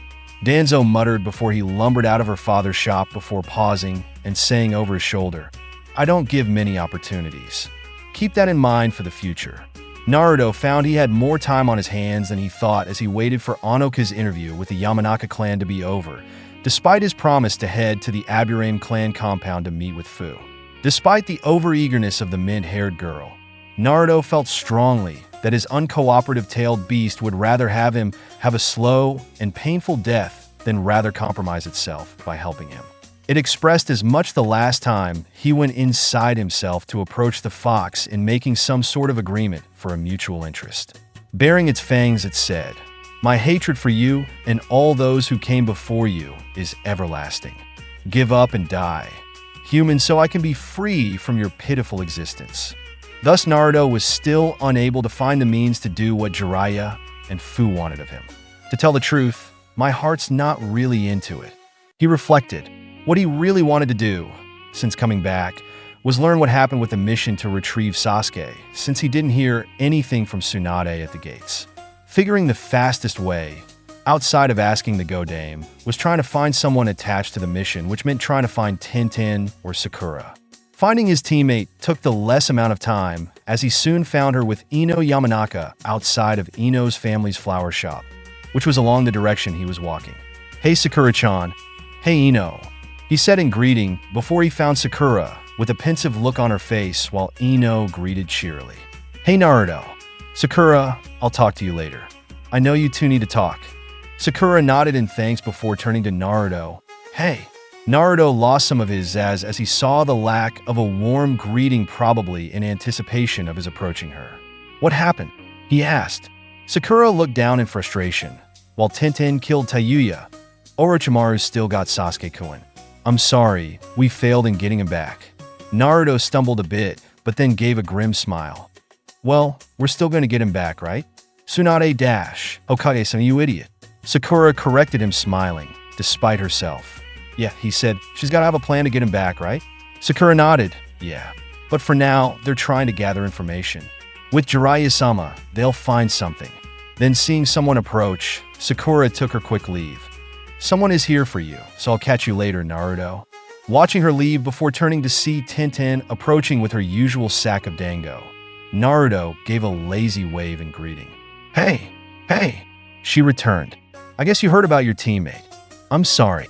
Naruto looked off to the side in frustration, which mirrored Sakura's from earlier. He then took a deep breath before he looked at Tenten in affirmation. "You at least got back at her, right?" Tenten nodded. "For damn sure." Naruto then took her hand and squeezed it, saying, "You all got back safely. Can't complain too much about that." Tenten smiled at the gesture, squeezing his hand back before they let go, and the two walked next to each other, heading aimlessly to the commercial district. "So, what was your mission like?" she asked as they went to a place that had a table to sit down at. "Well, it turns out Shino and your teammate, Niji, know about the QB inside me." Naruto began. Tenten, surprised by both, asked, "How do you feel about that?" Naruto smiled. "I guess it makes me feel good about it." But Shino was a little more obvious about his thoughts on it, whereas Niji just told me bluntly. Tenten chuckled about that. She knew her teammate, Niji, struggled with social interaction, especially since coming out of his shell recently. Shino, she didn't have much interaction with him or his team, but he seemed with good sense, so she didn't foresee him having any prejudices either. "What happened after that?" she asked, sticking another dango skewer in her mouth. Naruto paused before giving her a devious grin. "I have a bridge named after me." Tenten stared at him in confusion for a second before asking, "What?" "The Great Naruto Bridge is what it's called apparently. That old drunk Tazuna decided to call it that after me, and my team left. I think Inari had a hand in it too. Come to think of it." Naruto said the last part in amusement. Tenten smiled at how happy he looked. "That's great, Naruto. I see you're making a name for yourself already." She half joked. Naruto grinned sheepishly before he went serious again. He told her about the shady summoning project and meeting the men who ultimately got killed in what they were trying to summon. But he smiled again as he talked about Anoka, who they met there. How apparently she could use the same Uzumaki chakra chains he could. He paused his tale after mentioning that their group brought Anoka back with them. Tenten, after a moment of absorbing what he told her, decided to tease him a bit. "Bringing more strange women home, Naruto? Honestly, you're becoming quite the pickup artist." Naruto blushed before he grinned cheekily at her. Standing up, he walked around and came up from behind her, lifting Tenten out of her seat. "Then how about I pick you up?" "Tenten, would that make you happier?" Tenten made a little shout of surprise before she rapped her knuckles on the side of Naruto's head. "You baka, put me down." Naruto did so, but not before giving her a subtle hug from behind before letting go of her. Tenten, strangely enough, didn't feel the need to call him out on it and just smiled. After their time away from each other, with Tenten going after Tayuya, not knowing what might happen, and after hearing the experience Naruto had dealing with a deadly abomination, she did feel relieved about the two of them being able to be together like this. Tenten sighed. She knew missing someone was normal, and feeling comfort in being reunited with them wasn't all that out of the ordinary. It's just with him. It feels even more special. Tenten's eyes widened as she thought that. She felt she was starting to understand something important. "But what? Tenten, do you want to hear the rest?" Naruto asked as he looked at her. The bun-haired kunoichi snapped out of her thoughts, but not before she had one last one. I should ask Dad about what this is and what I am feeling. Nodding internally to her decision, she smiled pleasantly at her friend before nodding to him to continue. Yes, please. I'd like to hear all about it. The blonde swordsman nodded and started where he led off. Anyway, that's about how the mission went. Kumo's forces were there because they were funding the project, but they had been killed by more of those Akatsuki bastards who left quickly. Luckily, we didn't run into them. It was a real bloodbath. Tenten shivered at the image and nodded. I'm glad you're okay. Naruto smiled, thanks. So, Tenten began, is this Anoka woman related to you, by any chance? Naruto shrugged. She is an Uzumaki, but whether or not she is related to Mom, Gai Sensei, and Anoka can't say. He then looked off into the distance. I hope we are though. I never thought I'd meet another Uzumaki. Tenten nodded, knowing how rare and important it was for him to have connections, and possibly in this case it could be a blood relation. Tenten reached out and squeezed his hand. Naruto, surprised, looked to her. I hope she is. Naruto. The blonde teen grinned and nodded. The two then sat in silence with Tenten resuming her dango snacks while Naruto just leaned back and relaxed. Tenten, can I ask you if you can meet with Anoka? She doesn't know anyone else in the village, after all. Naruto looked to her with an eager look. Tenten nodded. Sure, I guess. How about you introduce me to her? Naruto grinned. Great. As soon as Ino's family's done with her dash, Naruto then froze as he looked at someone who was approaching his and Tenten's table. Tenten noticed his change and soon saw what had caught his attention as a familiar young man wearing earmuffs and holding a unique double-handled sword on his back was making his way to their table. Naruto-san, it's a pleasure again. Chojuro greeted. Tsunade was reading the results of Inoichi's walkthrough of Anoka's mind when there came a knock at the door of the Hokage's office. Shizen was away, so Tsunade called to the person on the other side of the door. Gomein. An ANBU wearing a cat's mask bowed in front of her. Go Dame-sama, she is here. What will you have us do? Tsunade set aside the report and folded her hands in front of her. How many did she bring with her? The ANBU member answered, just 2. Tsunade's eyebrow lifted in surprise before an amused smile graced her lips. Either we're being taken too lightly, or she feels really unconcerned. The ANBU person nodded in agreement. Tsunade thought for a moment before she finally asked, where in the village is she now? So, you're currently single now, Hataki-san? Asked a woman in a flirtatious voice. Kakashi Hataki nodded while conveniently hiding his Ika book from this woman's gaze. Team 7 Sensei still wasn't sure why he was being hit on right now, especially since the man accompanying the woman was giving him a not too subtle glare in his direction with his lone eye. Konoha's famous copy, Nin felt like he should know him too, but couldn't place him at the moment with this woman closing in on him with hopeful eyes. Am I interrupting anything? Luckily, before anything more could escalate, Tsunade arrived and made a nod to the woman. You seem to be having fun, Mizuki-sama. Everyone outside in the shopping district froze at the name given to the woman. Said woman smiled warmly as she nodded back to Tsunade. Indeed I am, Hokage-sama. She then turned back to Kakashi, who went a little more rigid at the information on who exactly it was that was hitting on him, and blew a kiss in his direction. I hope we can talk again soon. Turning back to the man behind her, she introduced him to the others. This is AO, one of my advisors. One of the others that came with me should be arriving shortly. I had him meet with young Uzumaki-san and bring him, so we all can talk together. Is that alright with you, Hokage-sama? The Godame Mizuki asked as she turned back to Tsunade for confirmation. Tsunade sighed deeply, but shrugged. We were expecting this meeting between the two of you, but thought you would invite him to Kiri. The Mizuki shrugged too, but smiled. We're still in the process of cleaning up the mess of my predecessor. Otherwise, I wouldn't be opposed to it. After our discussion with Uzumaki-san, perhaps you and I could begin talks of that effect. Her attention was diverted as she nodded to behind Tsunade. Looks like they're here. Tsunade turned and saw Naruto being led by a boy with spiky blue hair, wearing earmuffs, and carrying a concealed double-handled sword. Naruto, in the meantime, had a conflicted look on his face as he came and stood next to Tsunade, while the other boy bowed to his Mizuki. Well done. Chojuro. The Mizukage cooed before looking at Naruto in silent thought. Naruto, this is the Mizukage, Mei-Terumi-sama. Tsunade said. Naruto nodded. Chojuro told me about her.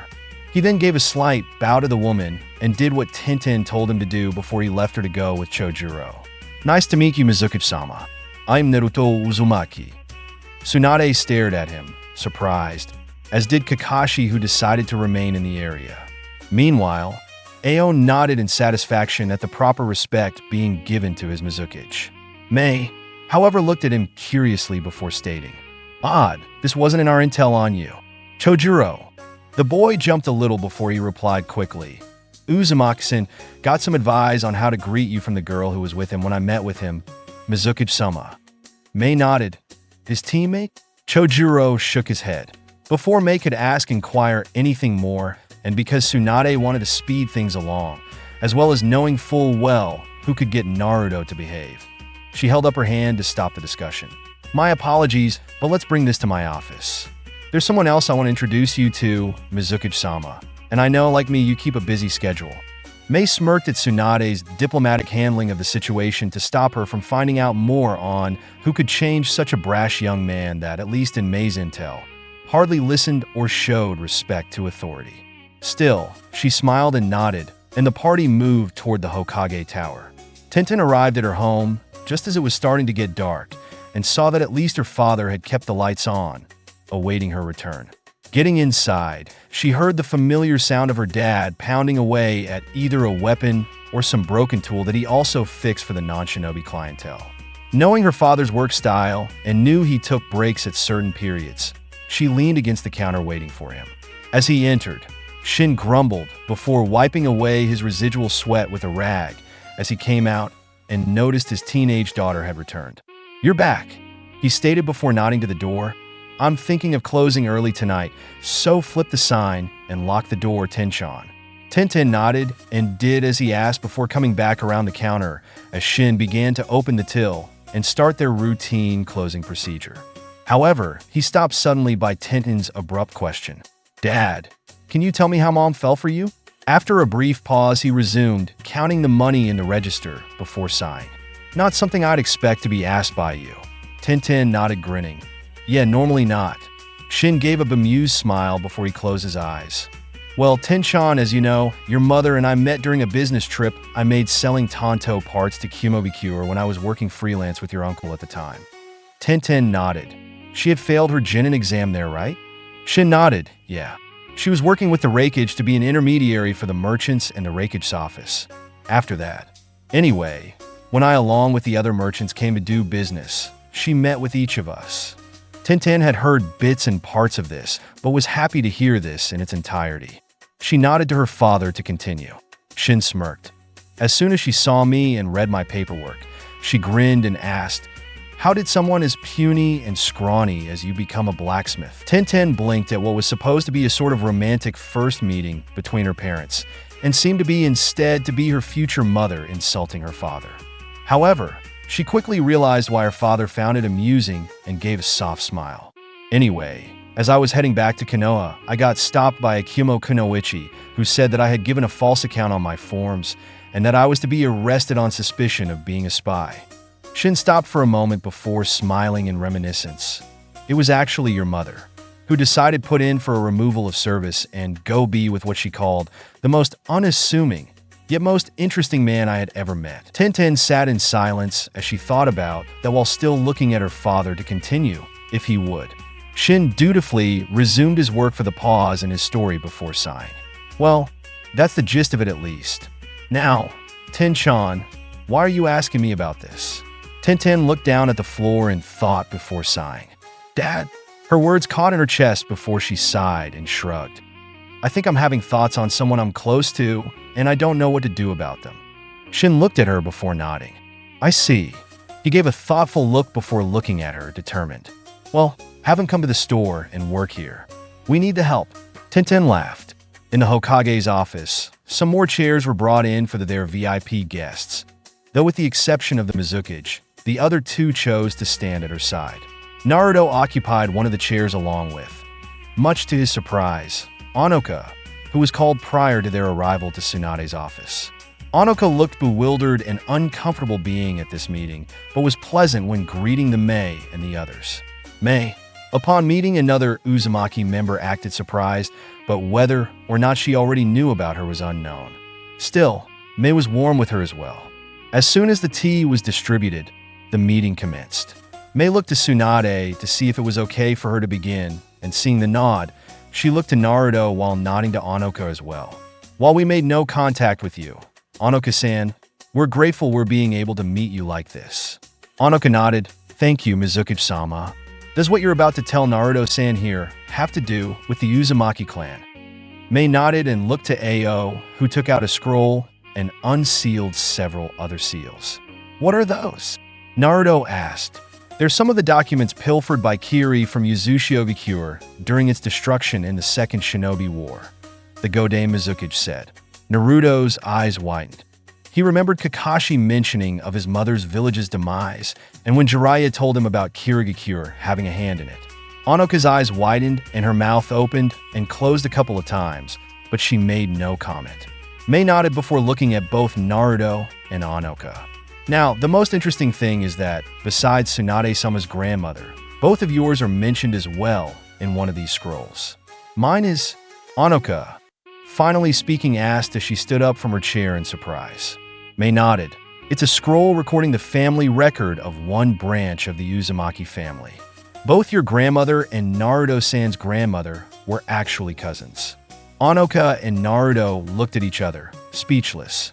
Tsunade made a fake cough, gaining everyone's attention. If it's okay with you two, do you mind if some of our experts verify its contents? Oh, Mei asked, amused. You doubt what I'm telling you and what I'm bringing them, Hokage-sama? Before Tsunade could respond, Naruto asked a question. Is my mother, Kushina, listed there? Is that how you knew about my mother? Mei nodded. Of course. Once Yagura's tyranny was ended and we had found these, we went through an exhaustive investigation to verify them ourselves. Yes, Naruto-san, Kushina Uzumaki was listed as one of the last two entries on that scroll. Considering the infamy of the name with the girl who got abducted by Kyumo, her red hair, and our intel on her, it was more than likely she was the same person. She smiled at Anoka. Your father was the other. Kana Uzumaki, am I right? Anoka nodded. Tsubame Uzumaki was my mother, but she came from a different branch of the family. Mei nodded, and she then addressed both of the Uzumaki. While I am sorry for the actions of my predecessors, I hope these documents, while not much, might make up for it. What's in the other scrolls? Naruto asked curiously. Before that, Tsunade interjected for a second time. What I want to know is, was this all you wanted to come here for, Mizuki-sama? Mei smirked and shook her head. It's as you see it. I do have other objectives in mind. Naruto-san? Naruto looked to her. In addition, we would like to extend to you an opportunity. You and that girl. Tenten, was it? The room was silent before it was broken by Naruto. What kind of opportunity? What do you mean? And why Tenten along with him? Tsunade asked with narrowed eyes. Mei Terumi, the Godei Mizuki, sighed. Well, you're right to feel a little suspicious. But our reason is simple. We find you, Naruto-san, and Tenten-san perfect for what we're planning for our village. I still think it's a bad move. Ao muttered, looking off to the side. Hush you. Mei smirked before turning back to her host and person of interest. The Bloody Mist Village is something I desperately want to cast away, and so far we've managed to undo or repair most of what the Yonde Mizuki had done during his reign, with the exceptions of the losses of life. Naruto now remembered hearing that Zabuza had once tried to kill the Mizuki, which was probably the person before Mei here. Haku's situation was also likely a result of that Kage's terror. Still, Tsunade said, leaning forward, what does this have to do with our two Chunin? Mei closed her eyes. I had Chojuro accompany two Genin to participate in Konoha's Chunin exams, as you know. She opened her eyes and smiled. However, Chojuro was already a Chunin in our ranks. While Naruto's eyes widened at this information, Tsunade shrugged. I had already figured he was there to infiltrate the exams to make contact with Naruto here to pass along your message. However, why are you O? Now I see. You were evaluating his abilities, weren't you? Mei nodded. After Chojuro's planned loss, He hid himself to watch how Naruto and all of the other Chunin examinees fought and make an evaluation of those that had the most potential. She then turned to Naruto. You and Tenten showed the most promise and precisely what I was hoping to help use to promote our village's revived image. What do you want Tenten and me to do? Naruto asked, still confused. First off, to come to Kiri, and second, to learn from us. We want to showcase, in a way, what our village could do that attending a Chunin exam could only do by the skin surface. Mei said, thus, we hope to have Naruto-san, who has shown wonderful swordsmanship, train with Chojuro, who is a member of the Seven Swordsmen. Tenten, demonstrating multi-talents with weapons and clever tactics, will be trained by Ao here in the ways of our Hunter Nin Corps. The Mizukage smiled, closing her eyes. The two of you would then take certain assignments from us to demonstrate those abilities you learned while out in the field. This is what I have to offer you, and Tenten-san. Naruto looked shocked while Tsunade sighed. You're giving an awful lot away here, Mizukage-sama. First the spoils of Yuzushiogekure, and now this? Is just this what you're asking for in return? This can't be just about publicity. These teens being sent out on missions and demonstrating what your village taught them can't be all. Mei shrugged. Well, you and I can iron out anything more that could be gotten later, of course. Tsunade nodded. I would like to know how long you would train them. Also, she gave a sidelong glance at Naruto. There are some extenuating circumstances to consider with one of these two teens that you and I will need to discuss in length. The Mizukage smiled. We're aware of that, and we'll work with you on it. To answer your first question, at least 2 years for them. Mei then looked at Naruto. Naruto-san, how do you feel about all this? Naruto looked down at the floor and thought before he asked. Will it be okay for us to keep in touch with people here? Mei nodded, yes. We will have to read what you write and what you receive beforehand for security purposes, but it's otherwise fine. Naruto nodded, looked to the floor in contemplation, and then shrugged. If it helps me get stronger to help my teammate, I'm all for it. Having finished up having dinner with her dad, Anambu arrived asking for Tenten's presence in the Hokage's office. Upon her arrival, she found the Go Dame seated, and standing at attention in front of her was a tall man who turned as she entered. Thank you for coming by so late, Tenten. Let me introduce to you to Ao-san of Kirigakure, who came here with some important people. Tsunade said to her as Tenten closed the door behind her and stood a ways from the visitor. Ao gave her a scrutinizing gaze before turning back to face the Hokage. Tenten nodded to him in respect before looking inquiringly at Tsunade. I met someone from Kiri here in the village with Naruto. I heard from him that they had an interest in him. But why am I here, Hokage-sama? Would you like me to tell her? Tsunade escuchao. I can go into more detail with her later on, depending on her answer, Hokage-sama. He replied stiffly. Nodding, Tsunade looked at Tenten again. Naruto, and you are being given a surprising offer by the village of Kirigakure. Jiraiya moved swiftly as he exited the town of a village in pursuit of 2 men. Having come back from the mission to Tenchi Island with Naruto and the others, he received some information from a contact in his information network. This informant sent him a message regarding the 2 Akatsuki members who had killed all of the Kyumo shinobi on the island, and most likely were after the Jinchuriki, who apparently was stationed there.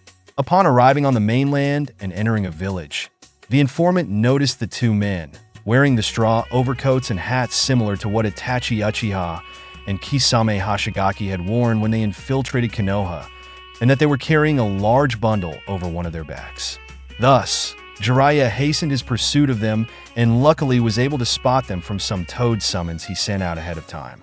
Their identities were still a mystery to the Toad Sannin, but the hint left at the ruins on Tenchi Island after all the Kyumo shinobi, aside from the Jinchuriki, were slaughtered, gave some insight.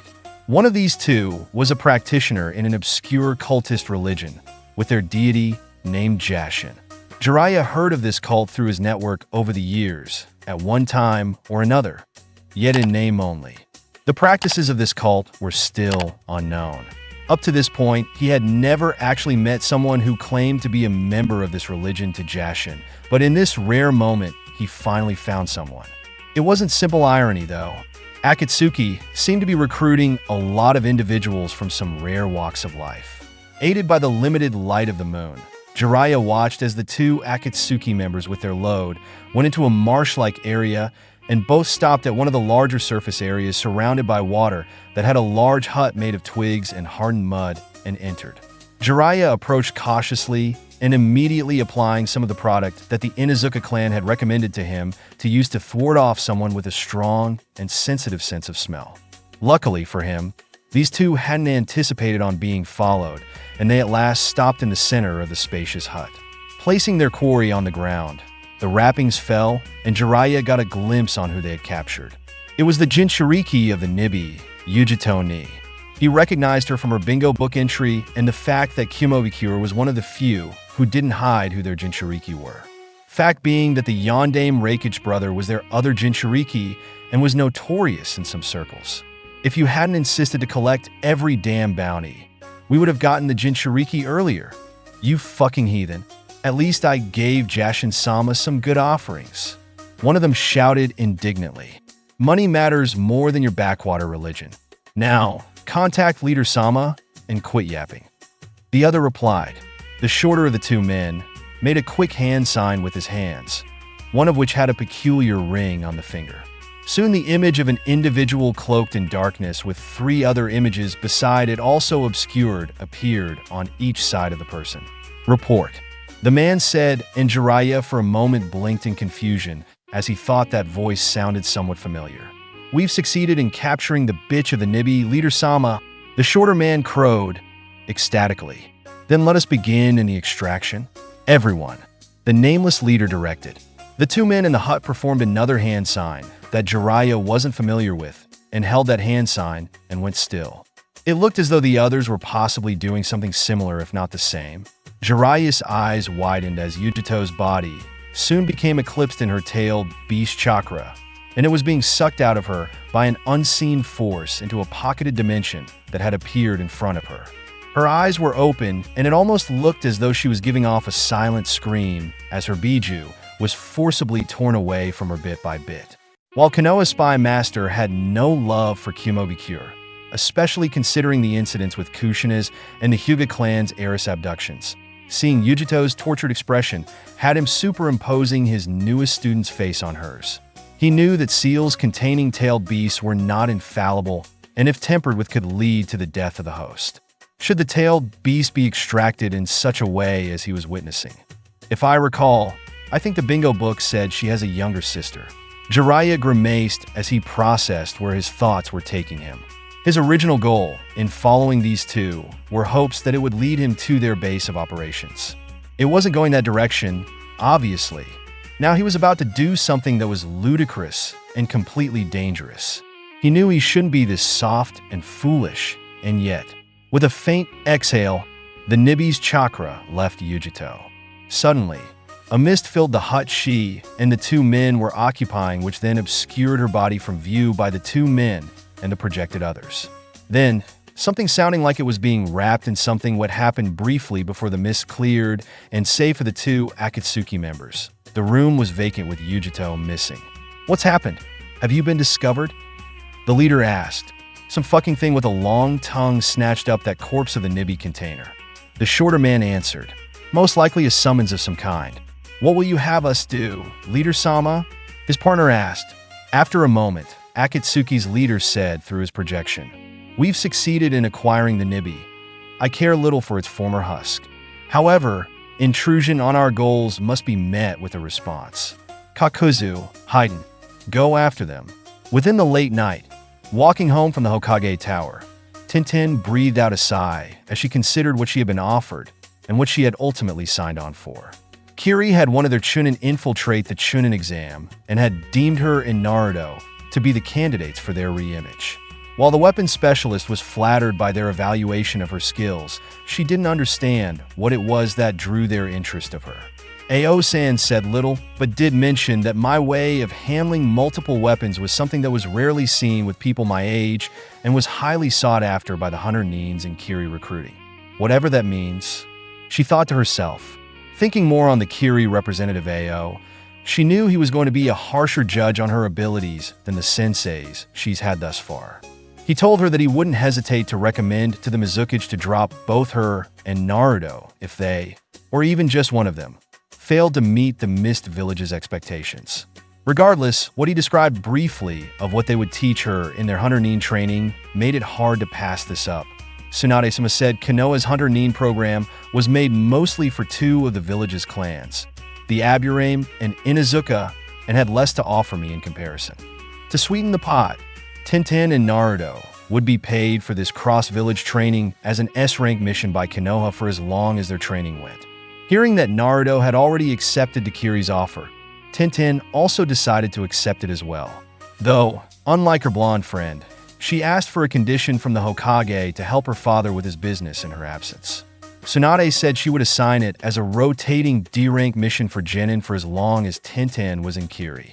Wondering how to bring this up with her father, but knowing his passiveness rarely showed him being anxious or worrying over her, she settled for just mentioning it to him when she met with him in the morning. With most of her thoughts and concerns settled, Tenten continued on her way home. Upon arriving, she noticed something unusual. There was light on inside their shop, and the front door was slightly open at this late hour.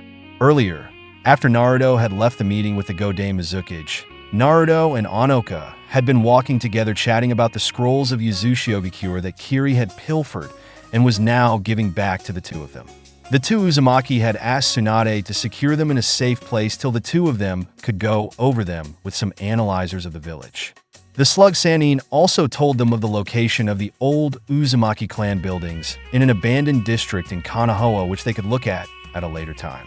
While Naruto was to be away, Onoka was to spend her time going over the scroll with the family history and sending Naruto information on what she learned from it to him and Kiri.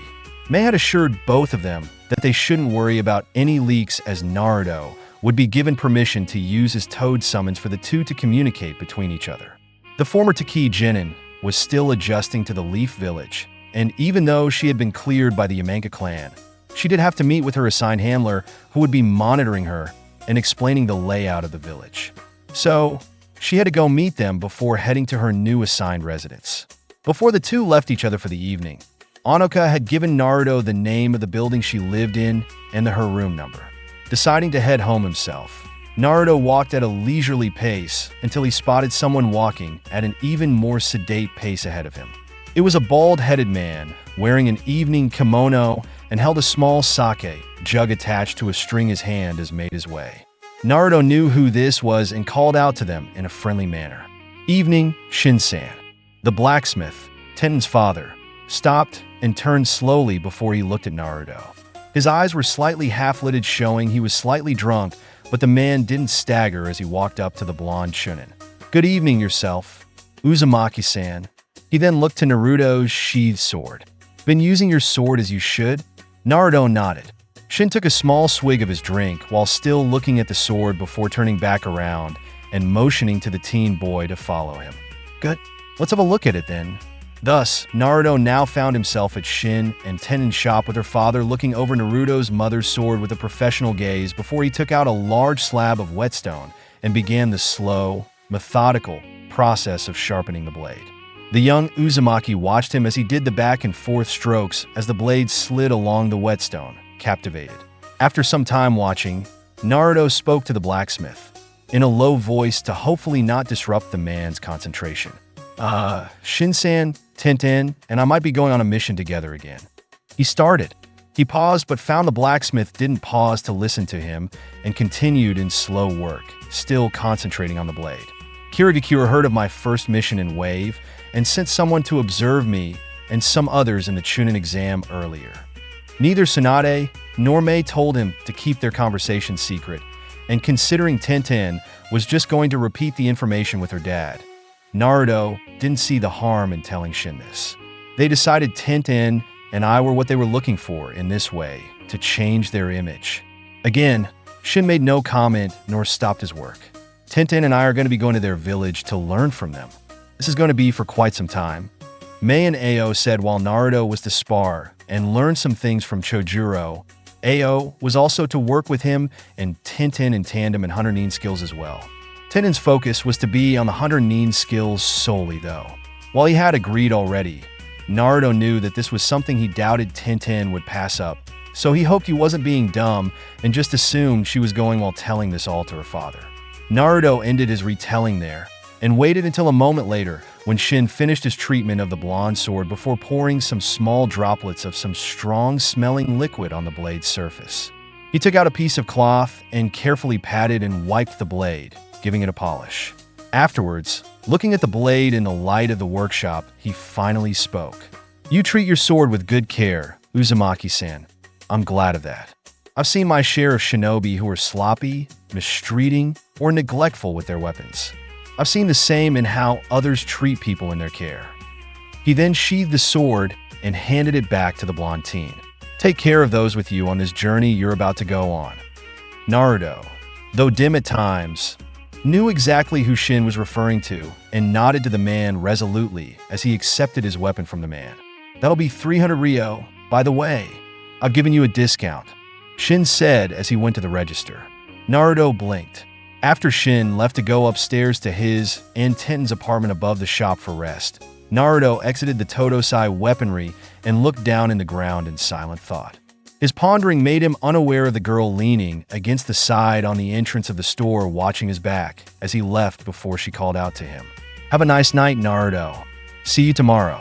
We'll be briefed on the training in Kiri in the afternoon. By the way, Hokage-sama wanted me to tell you." Naruto jumped in surprise and turned around, but Tenten had already went inside and closed the door of the shop. Just as the night's moon was reaching its peak almost into the midnight hour, a lone figure traveled in haste as he surveyed his surroundings wearily, approaching a time to stop and gather his energy and stamina again.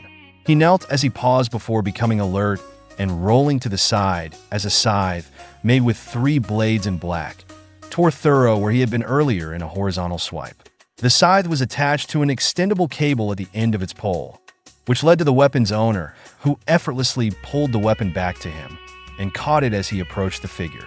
His partner, who walked leisurely, walked alongside him. "Man, this is a huge fucking pain.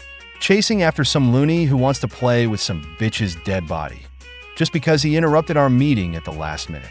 Jashin-sama is going to be thrilled to have you for his fucking count." The shorter of the two shouted as he took off his straw cloak and hat, revealing his bare-chested form with a Akatsuki cloak over it.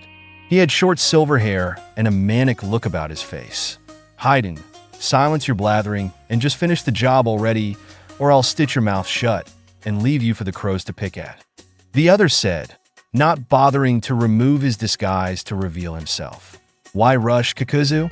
This ungodly corpse fucker is going nowhere." Their prey, Jiraiya, felt an ill sense of feeling as he heard what the man, Hayden, named the other for some reason. Due to having the professor as a sensei, he of course heard of the man who had once fought Hiruzen Sarutobi's first sensei, the Shoudai Hokage, Hashirama Senju, Tsunade's grandfather. Hardly anyone used his name since the incident, and it was unlikely the man still lived.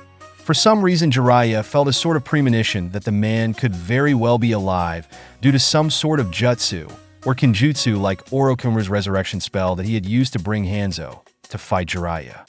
"Well, whatever," Hayden said, and then grabbed his scythe and rushed at Jiraiya at an insane speed.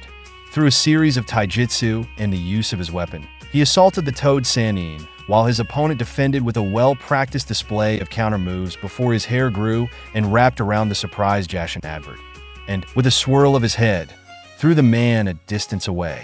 However, a hand and wrist attached to an eerily long strands of black threads came rushing forward and grabbed Jiraiya by the arm and yanked him to the man named Kakuzu on the opposite end where the threads seemed to be attached to his arm.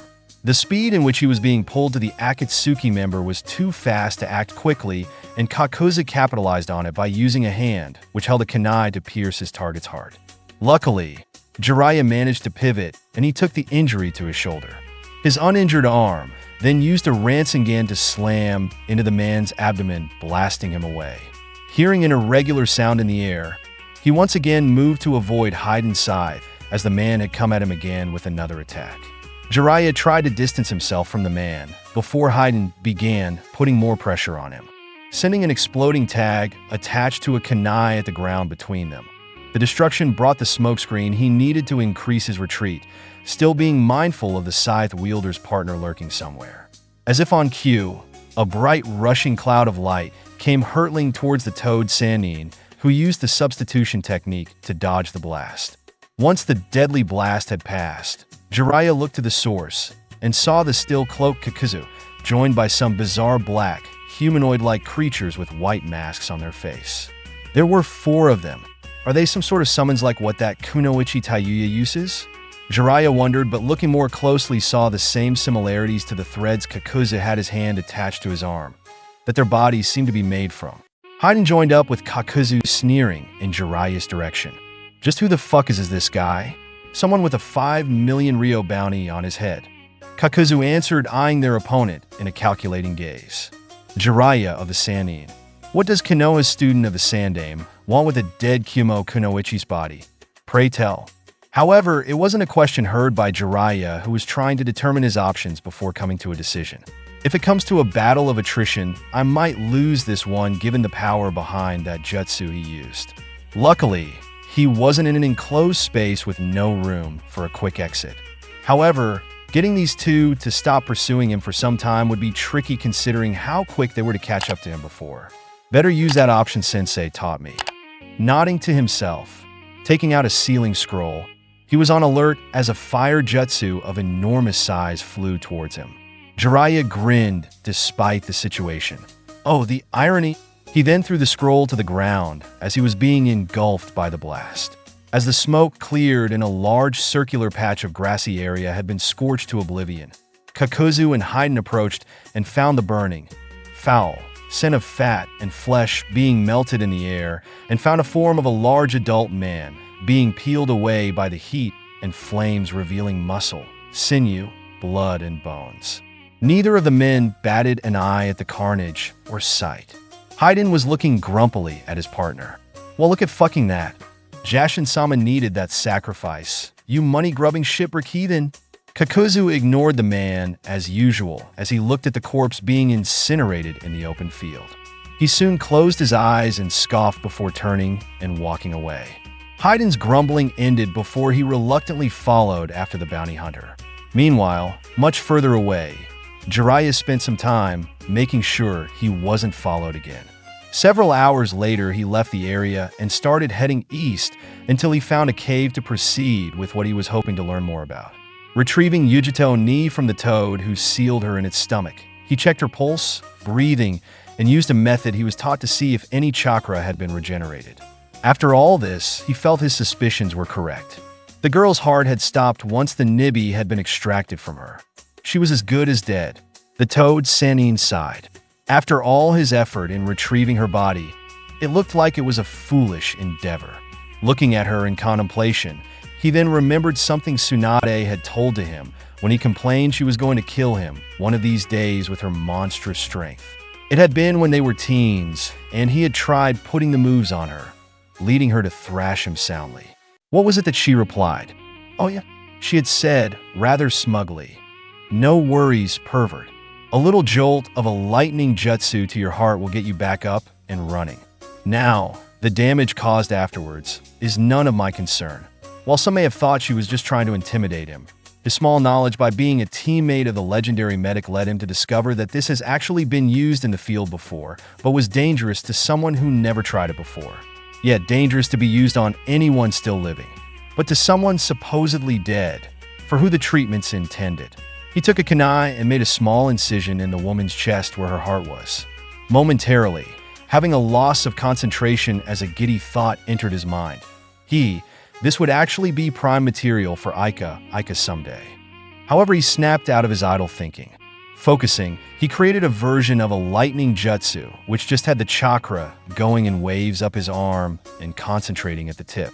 While not as powerful as Kakashi's Chidori jutsu, it should be enough form what he was attempting. The toad Sannin then thrust the tips of his fingers into the incision on Yujito's chest before sending a small blast of chakra when they touched her heart. Yujito Ni's eyes opened immediately, and she gave a loud, painful gasp of air before she breathed a little, and then her eyes closed as she passed out. Jiraiya watched the now revived Kunoichi breathe as he did a field stitching of the wound he had made on her chest before covering her up. This was an unexpected gain of information he obtained. He thought this would have theoretically worked, but working in actuality was a good insight. In addition, he might as well as take her to Kumo's outpost. Prideful as the man was, Jiraiya sincerely doubted the Raikage would be charitable to the rescuer from another village who didn't save his Jinchuriki while their tailed beast was still in them, but only did when they were practically dead and now one of their military advantages was gone. However, the man was a Kage, so he probably still cared for this girl, despite his outward attitude. Also, Yujito has a younger sister, so she would advocate for her older sibling in any case. Looks like I know what I need to do next. I should probably send a summons to meet Haim, telling her what's happened. Depending on what Akatsuki learned from my intrusion, and if Kakazu and Haiden bought my supposed death, I might have to hold off looking into them in person for a while. Jiraiya sighed. The very next morning, Tsunade looked over Jiraiya's report that he had sent her last night about his activities, the intel on some of the members of Akatsuki he had faced, and what he had used to save the life of the former Nibi Jinchuriki. She smirked at the last part. Leave it to the old Lek to remember something so obscure that I had just used at the time to scare him away. Though, as a medical nin, she was intrigued by the information and how it might help Naruto and Fu with their chances for survival. Maybe I should bump up Sakura Haruno's training then. I'll ask Shizen to put it on my itinerary when she comes in later. The slug, Sannin, muttered to herself. Put what on the itinerary, Tsunade-sama? Said a voice that entered the office. Shizen seemed to have entered while she was preoccupied. Tsunade sighed. Nothing much. Just that we're going to be busier than usual. She then gave her a firm stare. You better remember to restock my sake this time. Shizen sighed before setting her things down. Meanwhile, across town, Naruto had just received a toad summons from Jiraiya with his message to him. The amphibian waited patiently while the blonde swordsman read what his teacher wanted to tell him. Hey kids, sorry to be away at this time, but I found important information on Akatsuki who are after you, and that Fu girl. Once things calm down, I'll find some way to get in touch if I can't meet with you directly. Speaking of Fu and your reasons for being unable to access the Kyuubi's chakra, I know you're doing the best you can. But don't give up. Your mother Kushina once told me something that Mito Uzumaki, the first J8 Inchuriki for the Kyuubi, and Tsunade's grandmother, once told her. The Kyuubi is a being full of hate. That's its weakness. Never forget to love yourself and love those around you. Love conquers hate. Do that, and you can overpower the Kyuubi's hatred and find a common purpose. That helped your mother, and it may just as well help you. Again, don't give up. With this business with Kiri, I'll let Tsunade decide on whether she'll agree to let you go or not. But regardless, be careful. You're still a brat who has a lot to learn, but as long as you are with that Tenten girl, maybe you'll come out all right in the end. Oh, speaking of her, how far have you gotten, kid? You've kissed at least, right? No worries, I know you're an idiot, but don't worry. Just feel her up to get her into the mood. Jiraiya. Naruto looked to the toad, who delivered the Sannin's message with a scowl. Any chance you can deliver a scroll with a hidden explosive tag sealed in it to this horny bastard? The toad smiled wryly before unsummoning itself, and Naruto slumped back against his couch feeling exhausted having read all that. While the advice, before the stupidity, was appreciated, he still wished he had the man here to ask about several other things. Especially after that note about something his mother had told Jiraiya. Sighing, he was about to get up to get some water when he heard a knock at his apartment door.